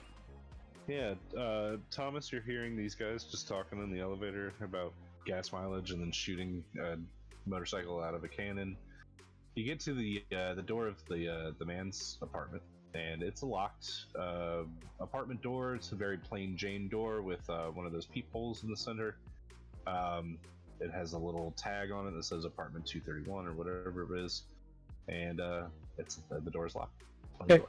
Quick examination of the door. Listen, look, stuff like that. Anyone inside? Any scratch marks? Has anyone tried to break in? No, not that you see. Okay, lockpick time. Okay.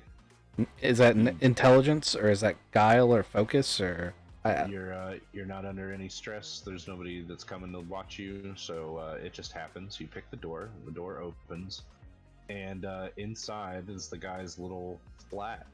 There's a kitchen, living room with a couch, a bedroom in the back, and he's got a little bathroom off that bedroom. You look around. The first thing that hits you is the smell. This man is well groomed, and he's got colognes all over the place. It smells like a Bed Bath and Beyond mixed with like a sports game. Are these professional high dollar clones, or is he making his own? He is making his own. Okay, so I'm gonna be like a little racket here. It's time to start doing the chemical analysis of his ingredients and see what he's got, and I'll keep looking around while I'm doing that. All right, so still looking around, you find that he at one point had a dog. At one point, and not to be too fine a point on it, the dog is still here. It is dead, and it looks like it died from maybe being beaten to death. Jeez, what a monster! Is there a well near? No.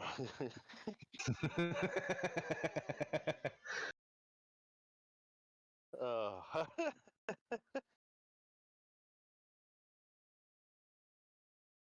Okay. Can I examine the dog? Yeah. Look for like foot-sized imprints. Look to see if it's got any tar residue on it. Okay. Yes, that's absolutely what you find on it. There are trace amounts of that tar spattered almost all over this apartment. Now that you're looking at it, there's some by the sink in the kitchen. There's some by the sink in the bathroom, in the bedroom. There's just a big spray of it on the wall right next to the front door.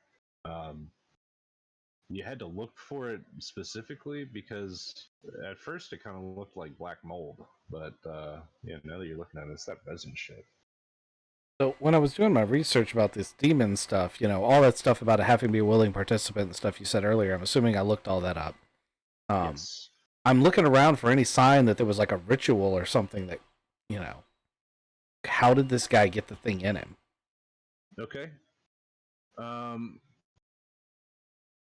Let's see, how would we make this connection here? I think it came from the dog. I'm gonna look under the bed. You look under the bed in the bedroom, and you find a gun case. You also find an old, like a box that it contains an old pinstripe suit, like a 1920s era suit, and there's a letter that's in with the suit. If you want to take time to read it, but you find the weapon case or the pistol case, and then the suit underneath the bed. What kind of gun? It's actually not in the case, so the case is like foamed out to build, to shape the gun. It would have been like a Glock or something similar. Right, what's the letter say? So the letter is dated years and years and years ago, and it says, "My love, I cannot continue in the family business. I am hanging up my suit quite literally. This is the last time that I wear something this dark, and I'm going to become a new man." So the letter it was tucked into that like front pocket, and that's what you read. Oh, it's from like Harry to Sally. Interesting. Let's show it to Redicus. Yeah, they were probably just friends. Still kind of weird. Like who? Oh. It was good. I don't care what you say. Yeah, it was good. All right, so the dog, he's been broken. He was probably like a medium-sized black lab, very friendly looking. There are pictures of the dog in the apartment. There's pictures of this guy Keith with his dog, and this guy Keith with his girlfriend, and there's food in the fridge. It looks like this guy was going on his normal everyday business, which apparently was making knockoff cologne. which means, if he's running a racket like that, he's probably, especially in Lowtown, he's probably connected with the mob. And then finding the suit underneath the bed, it just kind of drives home like a mob kind of feel to this kid. That still doesn't explain how the demon got in him, which is the main thing that I'm curious about, especially now that, the idea that he had to somehow consent to it. I just, I'm looking for anything occult related, and I don't feel like I'm seeing it. That's true. So that leaves a couple options, right? Like it could have been an act of convenience, or it could have been maybe like he could have consented to it, but he could have been pressured into it somehow. Oh, does he have a laptop in there? Oh, yeah, he would have had a computer. We'll check his browser history. You find a bunch of porn. Also, cologne making recipes. Yep. But you check that's his main browser, right? Like that's everyday browser. You look like I want to go for the hidden shit. Yeah, you start looking into what is it, DuckDuckGo or some bullshit like that, and you find he's got bookmarks and things saved, and one of them is a Wikipedia listing for Noel Kasem's company. He's got a Wikipedia article up for it. So Noel Kasem's name is actually there in his browser history. The other weird thing that you would find is he's got an email account that isn't like his normal email account. It's a bunch of random letters and stuff. And it describes a meeting that was supposed to happen 2 days ago, which would have put everything right on track. And that email says, "Meet me in Undertown. You know what the password is, and we will go from there." And it's signed. Oh man, do I want to go ahead and say that? It's signed. Fuck, let me think about this.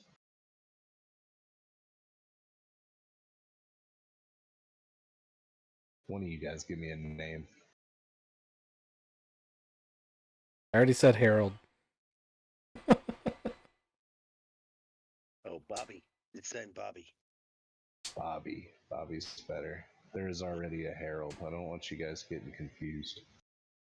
I didn't think there was going to be any confusion. It's Bobby Flay, but it's spelled with a PH. Ah, that's good. Thank you. That keeps in with our themes that we get. Yep. Bobby Flay. Yep. Wait till you meet the detectives. Yeah. I challenge you to interact with them with a straight face. And they're going to be very offended if you don't.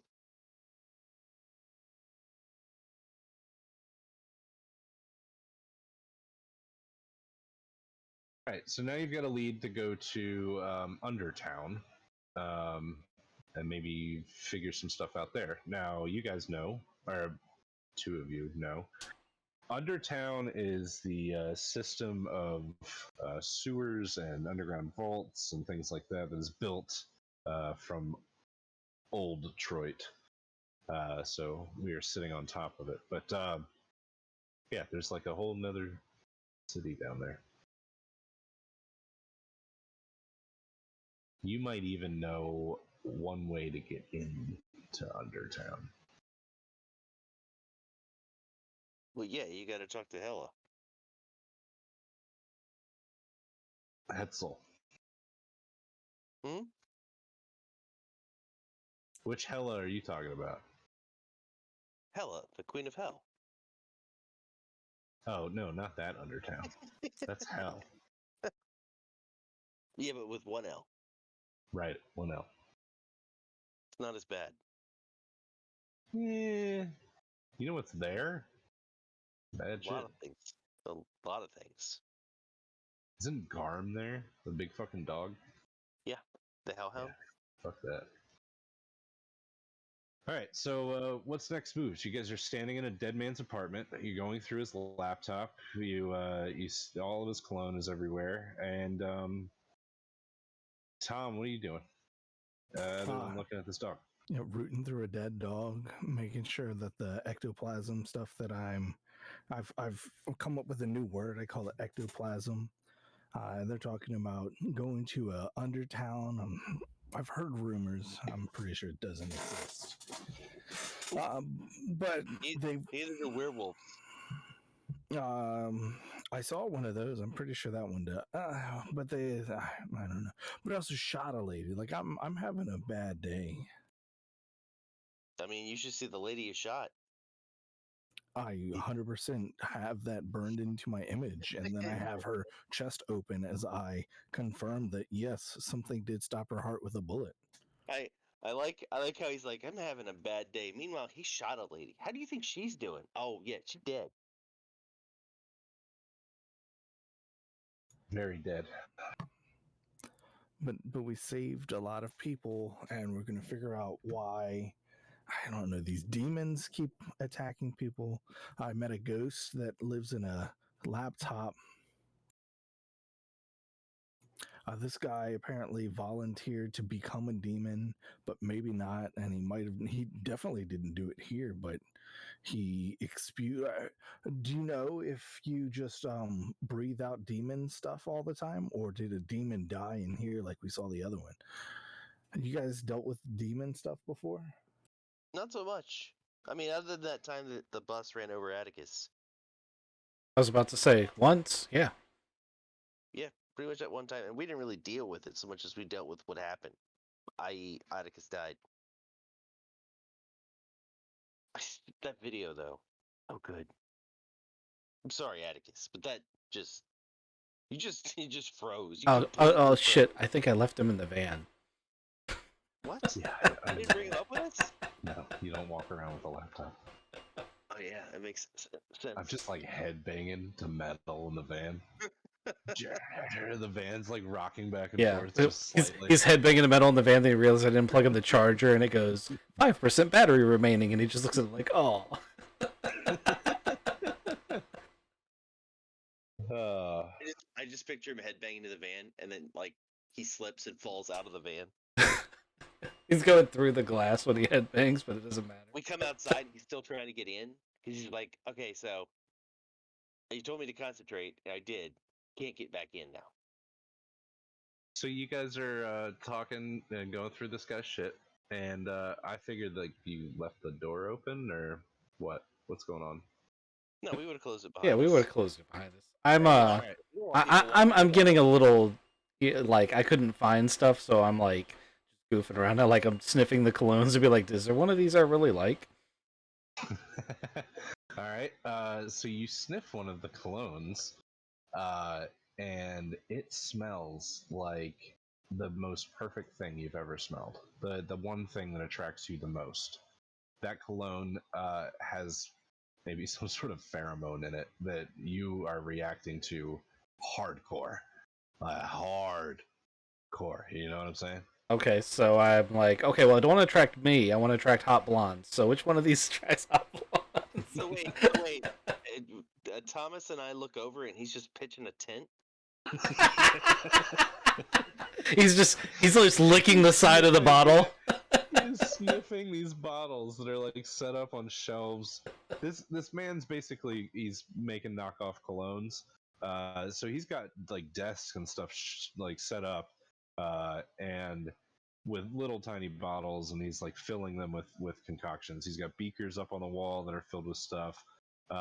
Yeah, I mean he's got a racket going. He's doing really well making colognes because all of them pretty much smell good. But yeah, he's Redicus is over there pitching a tent and sniffing bottles, And as you guys, lock eyes, the doorknob starts to twist as someone from the outside is putting a key in it and turning it. Oh. I want to make myself scarce. Well, that's a good idea. What's your plan? You guys are, 34 floors up? Yeah, closets are a good hiding place. Okay, so you're going to run into a closet. What is everybody else doing? I'm gonna pour myself. I'm gonna get a beer out of the fridge and just drink it. And Thomas, what are you gonna do? I'm kneeling on the floor looking at a dog. I'm going to dive and try to hide underneath the couch. Hide under the couch. Or Okay. behind it, and it's probably a little bit better. I thought he was Okay. gonna hide under the dog for a second. I did too. That is not a good idea. I was. Yeah, I thought it was gonna be something like that. All right. So the doorknob twists, the door creaks open, and in steps this petite little brown-haired girl. She's probably mid-20s, probably around the same age that the victims have been so far. She's got brown hair and a little mousy. So she steps in, and she looks like she's done this a million times. This is her routine. She takes the keys out of the door. She puts them on the side table next to the front door. She starts shrugging off her jacket, and she's looking at like mail in her hand. It's a huge stack of mail. She's going through it. She hasn't noticed any of you guys yet. I pop the cap on the beer. Okay. And start to drink it. So she stops and she says, "Keith? Is that you?"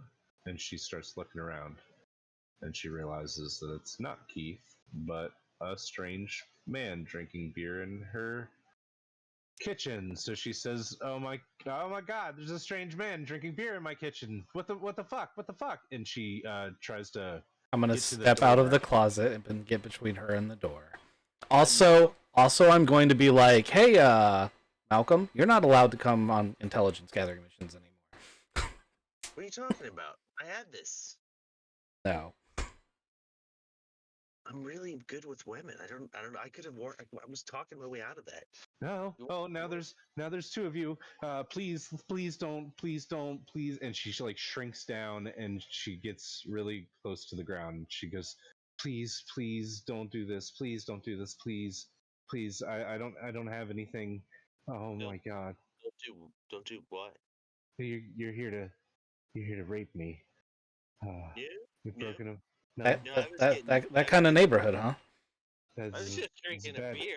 I don't know. We came to check on your. You said Keith. Keith. That's the guy that disappeared, or he died. He died. Yes, Died we of thought. a So, brain aneurysm just on the bus. brain aneurysm, huh? Just out of curiosity, the dog. What happened to the dog? And if that happened 2 days ago, how come you haven't done anything about it? I just got home. What happened to the dog? And she runs over and she sees the dog and she starts bawling. Okay. All right, so I'm gonna go to the fridge and get another beer. I'm gonna pop the cap on it and hand it to her, and tell her to take a seat. We're here to help, but you're probably gonna need to sit down. All right. Tom, what's your plan? When she's crying next to the dog, I'm going to look to see, because we saw a picture of Keith and his girlfriend. I'm going to see if they're the same person. This certainly is the girlfriend. Awesome. When she starts crying, I'm going to actually say, like, I'm a coroner. I've been around death a lot. Like, it's a very tough thing. Nope. What? Oh, he just shows up. She bent over to see a dying dog, and surprise, there's a guy crying Now behind there's her three couch. of you. What the hell? How did three of you get into my apartment? What the? Through the door. Yeah. Door. I'm gonna have to get better locks. That's. I mean, That's to be not a fair, terrible around idea. here- Yeah, around here, you really should have better. I mean, luck. yeah, I mean, if you're that concerned about the whole, rape thing, which, look at you, we're the good guys. But if you're that worried about it, better locks, yes, 100%. You need those, and a chain lock and a deadbolt. You need those too. Well, usually Keith is here, and he has a gun to protect us. But Okay, well, You should he, probably learn he, how to use he's that. he's not. Yeah, you should learn how to use that. I don't know where it is. He had it when he died. I haven't On gotten the it back bus? from the police. Yeah, he had it on the bus. Huh. He got a new job. It required him to have the gun. Let's talk about that new job. Where's his new job at? His uncle hired him for the. I shouldn't really talk about it. No. I pull out my badge. Oh shit. No, nothing like you're just doing some follow-up inquiries. You have nothing to worry about. You don't know these people. I have everything to worry about. They probably killed Keith. I've got no doubt that it was his family that did it. Those fucking mobsters. Mobsters? The family of Lowtown. The mob. You guys know about the mob. Yeah, he got a job with them. Which family? Name it. Give me a second.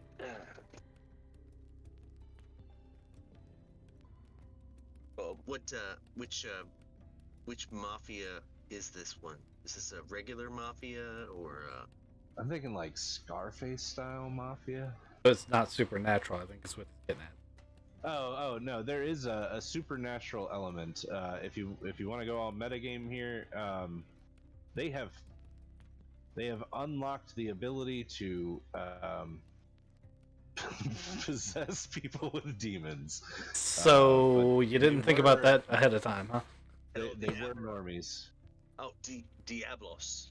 The Diablos. Oh yeah, that's good. Thank you. Oh yeah, we've heard of them. And your boyfriend, husband? Was boyfriend. Gotcha. He was related, or he just got a job with them? He was related, but he was always too goofy to really get a job with the family.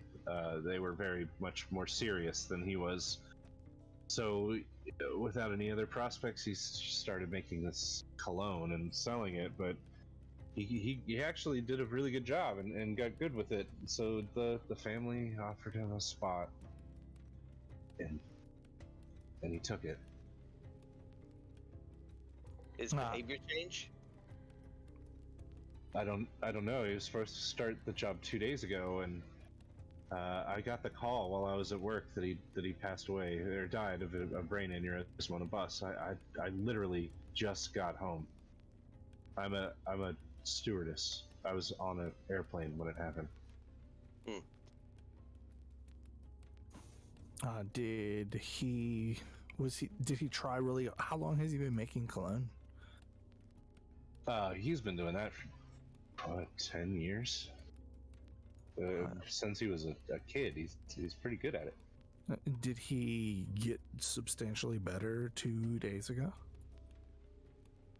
I don't know. Like I said, I haven't been here. I went on a round trip to Paris. What do you do? I'm a stewardess. I work on an airplane. All right. Well, you got any other questions, Articus?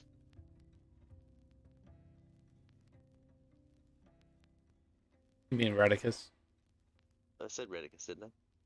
I thought you said Artemis and Atticus, and I was like, he's not here. So many of us. Yeah. 11:30. We're gonna wrap this up I soon. gotta work tomorrow. Yeah. It's gonna be one more scene after this one. Okay, well, that being the case, then I don't have any further questions, Your Honor. All right. No further questions, Your Honor. I'm gonna grab another beer from the fridge and then we'll head out. I mean, my only my yeah, I was about to say. 48 hours straight of work. Her boyfriend dies. Now she comes home. There's no beer left in the fridge because that asshole with the lightning bolt took it.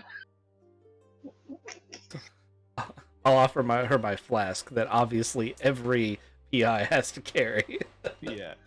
You also have a lighter. I don't know if you smoke, but you've got a lighter. You gotta have a lighter, and of course, I mean, the dude does like hard drugs when he's bored. He definitely smokes. Yeah. All right. So you guys all roll back to the detective office, up on top of the comic book shop and across the street from the hospital. It's been a day. It started at the waterworks. You guys fought this lady.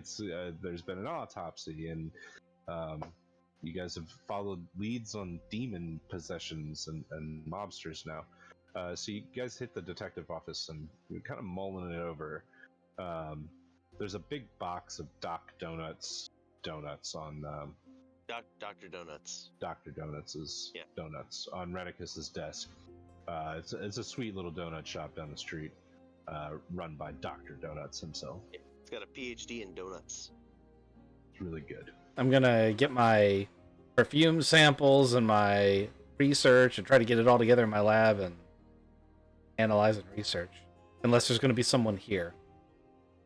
There is someone here. Okay. There is a woman. And she is in a green dress. She's got black hair with chopsticks, holding up the bun. And she comes around the corner of the detective office, and the way that she moves is so fluid. It's like the epitome of a woman walking. She's beautiful, but in a way that is like Asian grace. I don't know how else to describe it except that she is very much, I don't know, Lucy Liu, but better. Anyway, she comes walking around the corner, and it kind of sets you aback that you didn't hear her. And she's got in her hand a violin and a violin case. Or at least you see the violin case, you assume there's a violin in it. She's holding it out in front of her with both hands on the handle, and she says, I request your assistance, Mr. Redicus. I hear that you are the man to talk to about spooky, weird things. All right. Sure. Let's step into my office. Let's talk.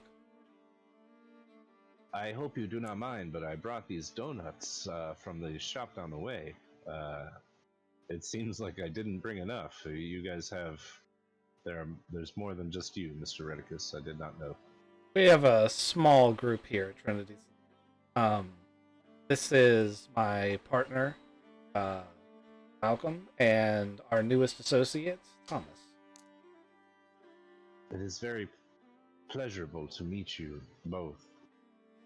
I am Toshiko Kantan, and she does a little bow, and she says, I do not wish to take up too much of your time. I just need a small favor that I'm willing to pay. I know that you solve problems, and I have a small problem. So she lays the violin case down on your desk as she walks in, and then sits on the corner of the desk. The long slit in her dress exposes her leg quite a lot, and she gives eyes to Tom. And she looks at him and she says, I am a guest of Newtroit and cannot stay here very long. I must get back to China as soon as possible. So, to make a long story short, my predicament is that I borrowed this violin and it must be returned to the shopkeeper that owns it. Can you do this for me? They open tomorrow morning, and it's very easy to get to, but I cannot entrust it to just anybody. And why is that? Because the it's powerful. um, she looks at the violin in the violin case, and she opens the case right there on the desk next to her, and she lifts out a violin. I don't know if you're familiar with violins, but it's a Ronheimer violin. Um, it's worth some money, but it's not like ancient. It's not old. It's probably what 20, 30 years old tops. And she says, I borrowed this from a man at a weird shop called Need Stuff, because my violin, a Stradivari, was broken in transport on my way here. Desperate for a violin, I went to Need Stuff and borrowed it from the man there. When I used the violin, it killed the conductor of the orchestra, and I cannot stay because I have to go back home, and I really don't want to be a part of the investigation. So if you could just return this violin, I'll pay you $5,000. It should be really simple, but I have to hop on a plane and go. So can you do it for me? Wait, hold up. You played the violin and it killed someone? And you're not concerned about that. Your main concern is I don't want to be here. I mean, that actually makes sense. I would totally. I mean, I can see that. That's still though. You murdered someone with a violin. I did not do anything except play, or attempt to play. I played one note, and he got sliced. Like his head came off. Like it was very strange. I'm not conveying this very well, but this lady is like, she's otherworldly. She, like, her beauty is otherworldly, her posture is otherworldly. She's got an allure about her that is, you know, that cologne that gave you a stiffy. She's doing that for you. Well, she didn't have to be otherworldly to do that.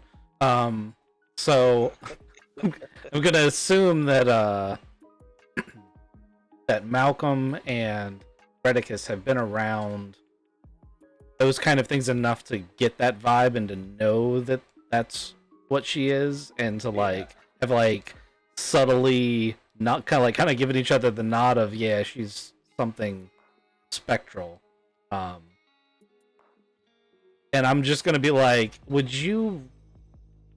There's more to this, and if you could just tell me what you really need. I mean, obviously you want me to take this back and you don't want to be here, but there's more to this story you're not telling me, and I'd like to know. I'll be as honest as I can.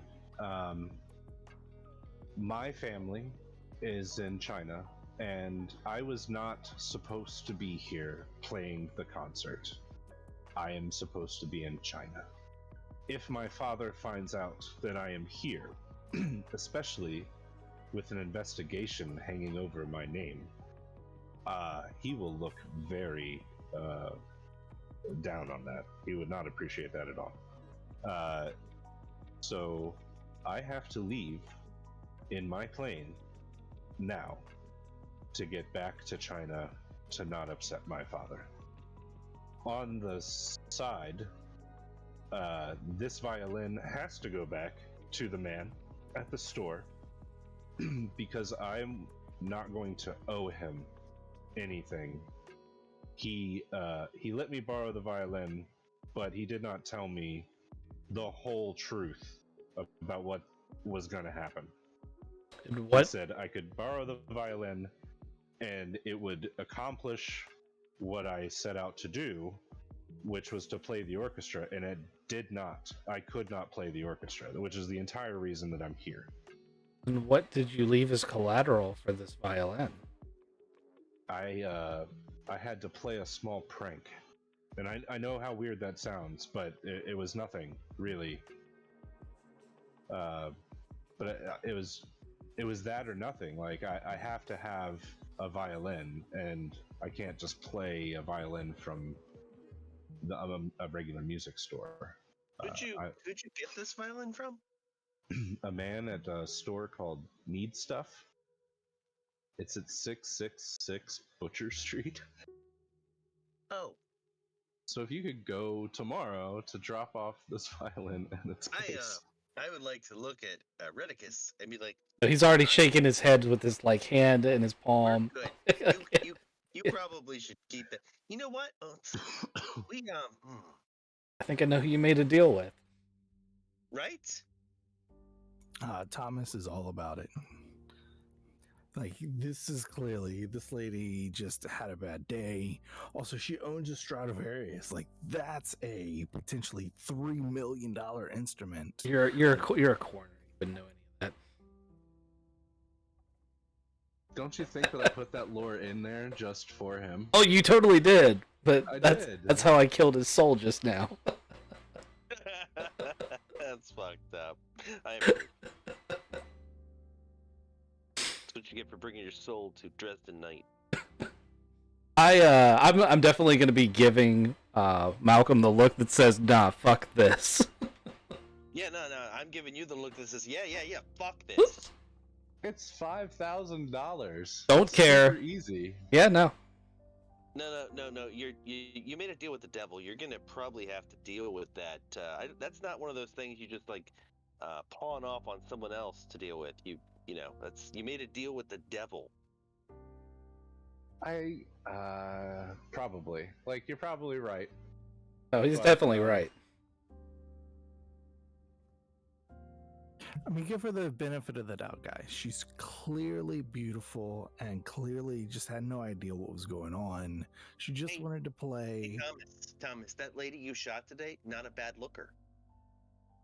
She was poisoning that many thousands of people. Agreed.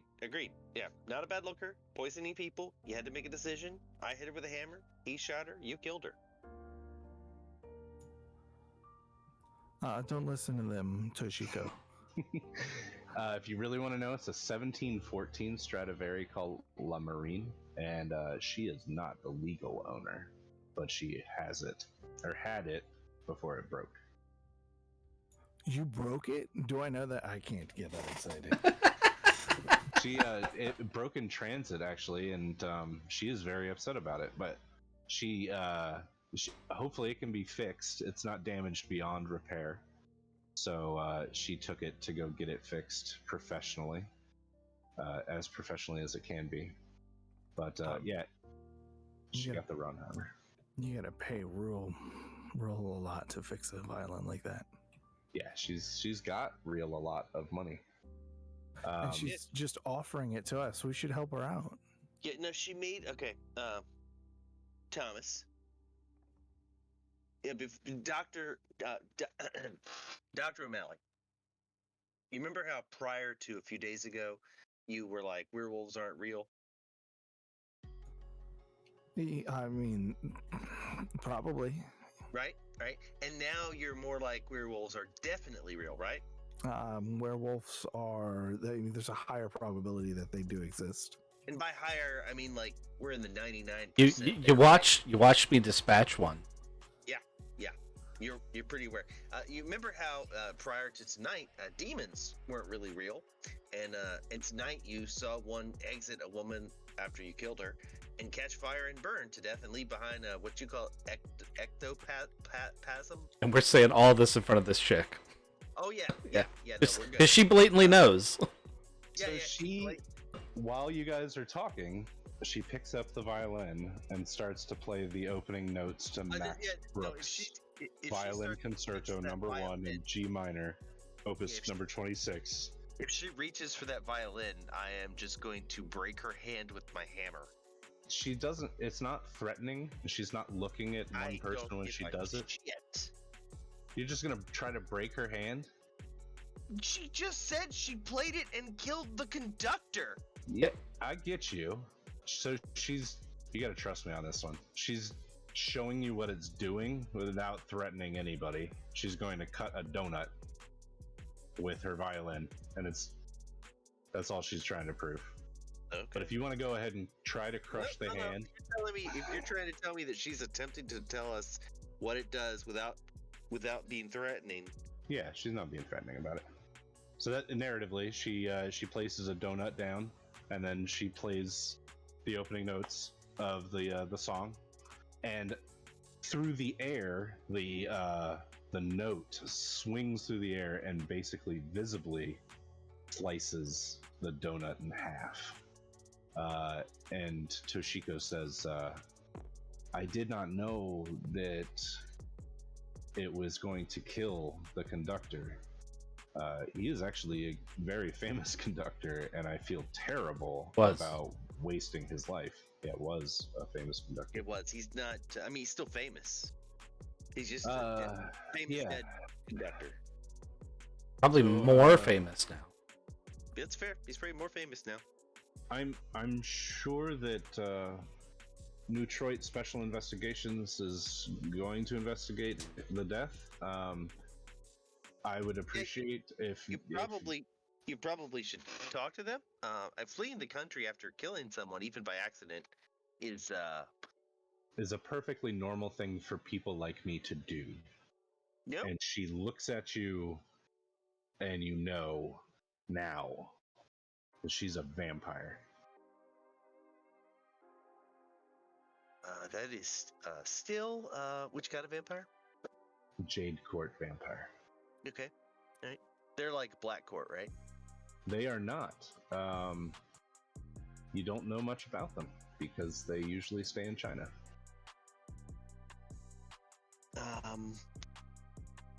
So let me get this straight. You are you know that this stuff is real, and you went to a place on 666 Butcher.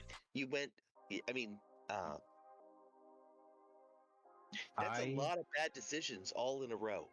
There are only a certain few supernatural places that can cater to someone who needs something. Like, you don't just break a Stradivari the day that you're supposed to play it and then replace it with some shit. I had no other choice and did the only thing that was available. And now I'm stuck with that decision, and I've accidentally killed someone, which I'm used to normally killing someone and being very okay with it. I'm telling you that it was an accident, and I'm also asking for your assistance. If it's money that is the problem, $5,000 won't do it, then it's going to be upped, maybe $15,000. It's on your way to your next wherever you're going. Stop by and drop the violin off.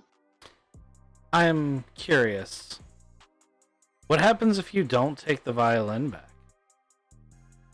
I don't want to find out. What was the prank that you had to do? I had to take someone's trombone from the orchestra and cover the mouthpiece in farts.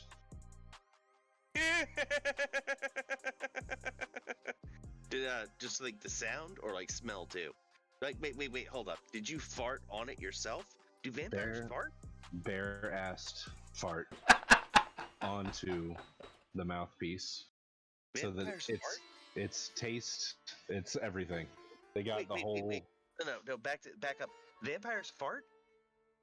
Is it really that big of a, like, obviously we've got bodies that function.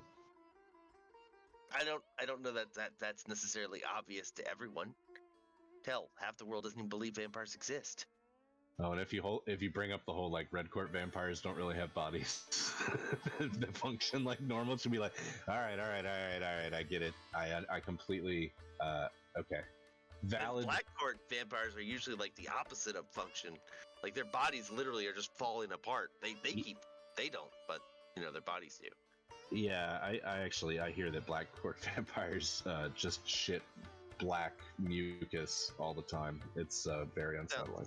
That sounds about right. Yeah. Yeah, it's It's just literally dribbling. just their insides dribbling out. Yeah, and frankly, that's probably what makes them so pissy all the time.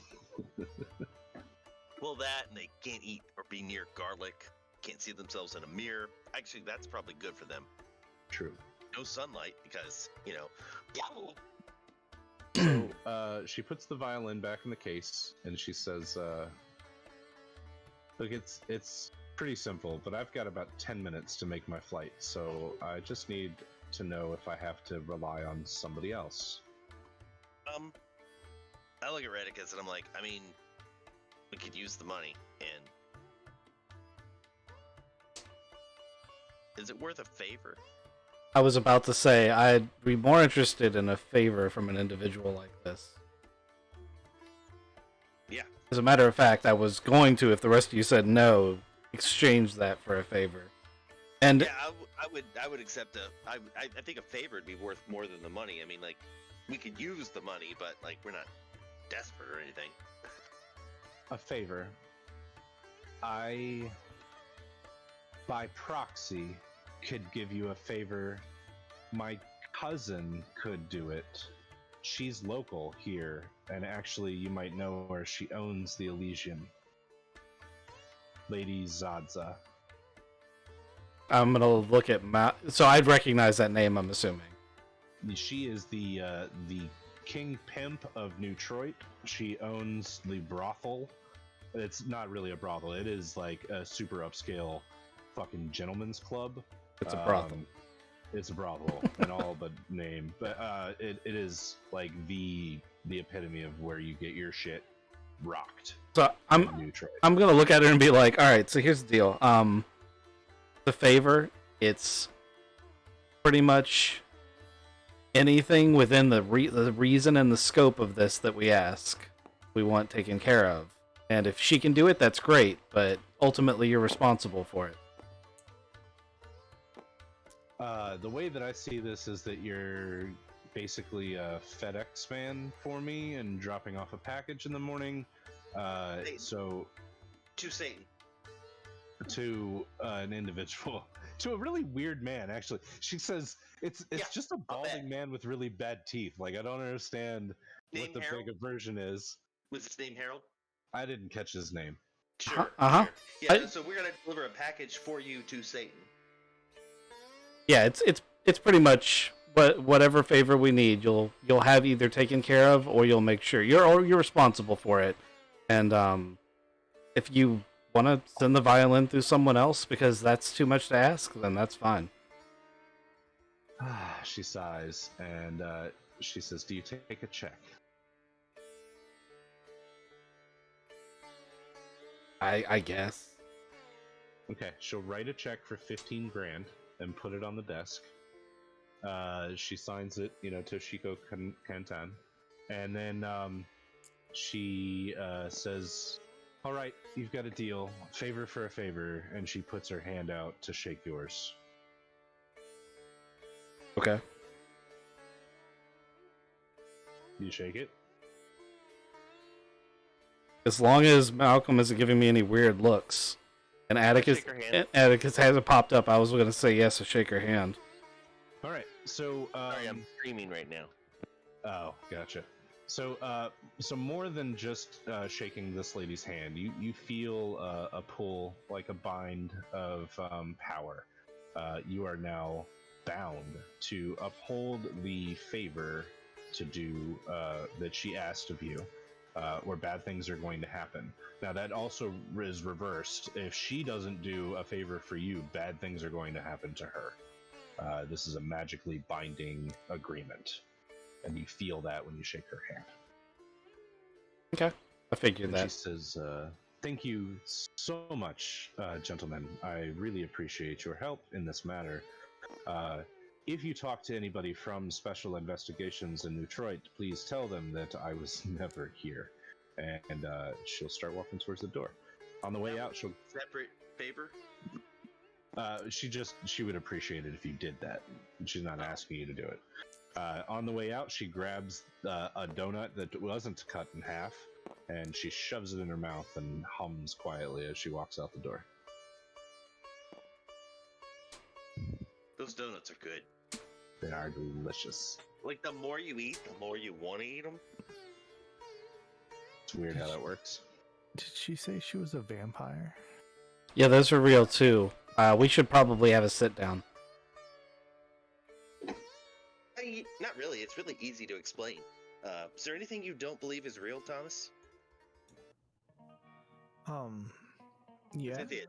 All of it's real. She just used a violin to slice a donut in half. Yeah, also, you're not allowed to touch that. Oh, but we have to deliver it. And she looked me right in the eyes and told me that I needed to deliver it. No.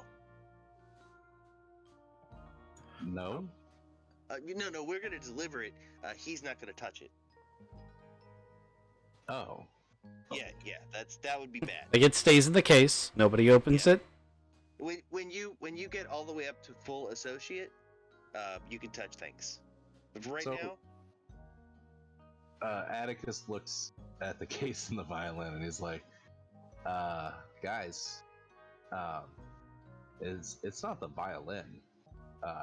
It's the case, dude. That thing is marked up on, at least on my side. Like, you guys don't see all of that." He describes like runes and shit that are like etched out on the violin case. You guys cannot see these runes. They are only on his side of the plane, in the ecto world, or whatever we want to call that. The in between, I think, is what it's officially called. So anyway, he says, yeah, it's definitely not the violin. It's the case that's powerful. all right. So don't touch the case.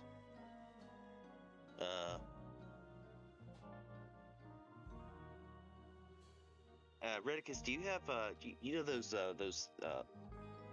old people usually have them, they to reach high things? Tommy guns? Sorry, I was just thinking about what you could put in a violin case. I was talking to Redicus. So, yeah, I'm pretty sure we can get some gloves and shit and work with this thing. We'll be fine. You could put a hat in there. That'd be pretty neat.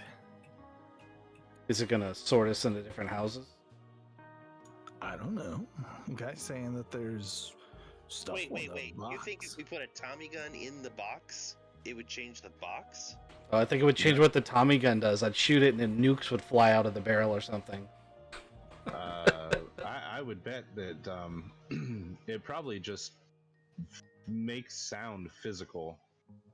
So if you shoot something, or make a loud sound with an object that came out of that case, I bet it would do physical damage. Put my shotgun in there? Will it fit in a violin case? A violin case, I think, is what, 10 inches tall? I don't think. I'm gonna be like, Malcolm, I don't think you want to do that. Wait, hold up. You've seen my shotgun. There's a picture of it. It's definitely small. It's also a really bad idea.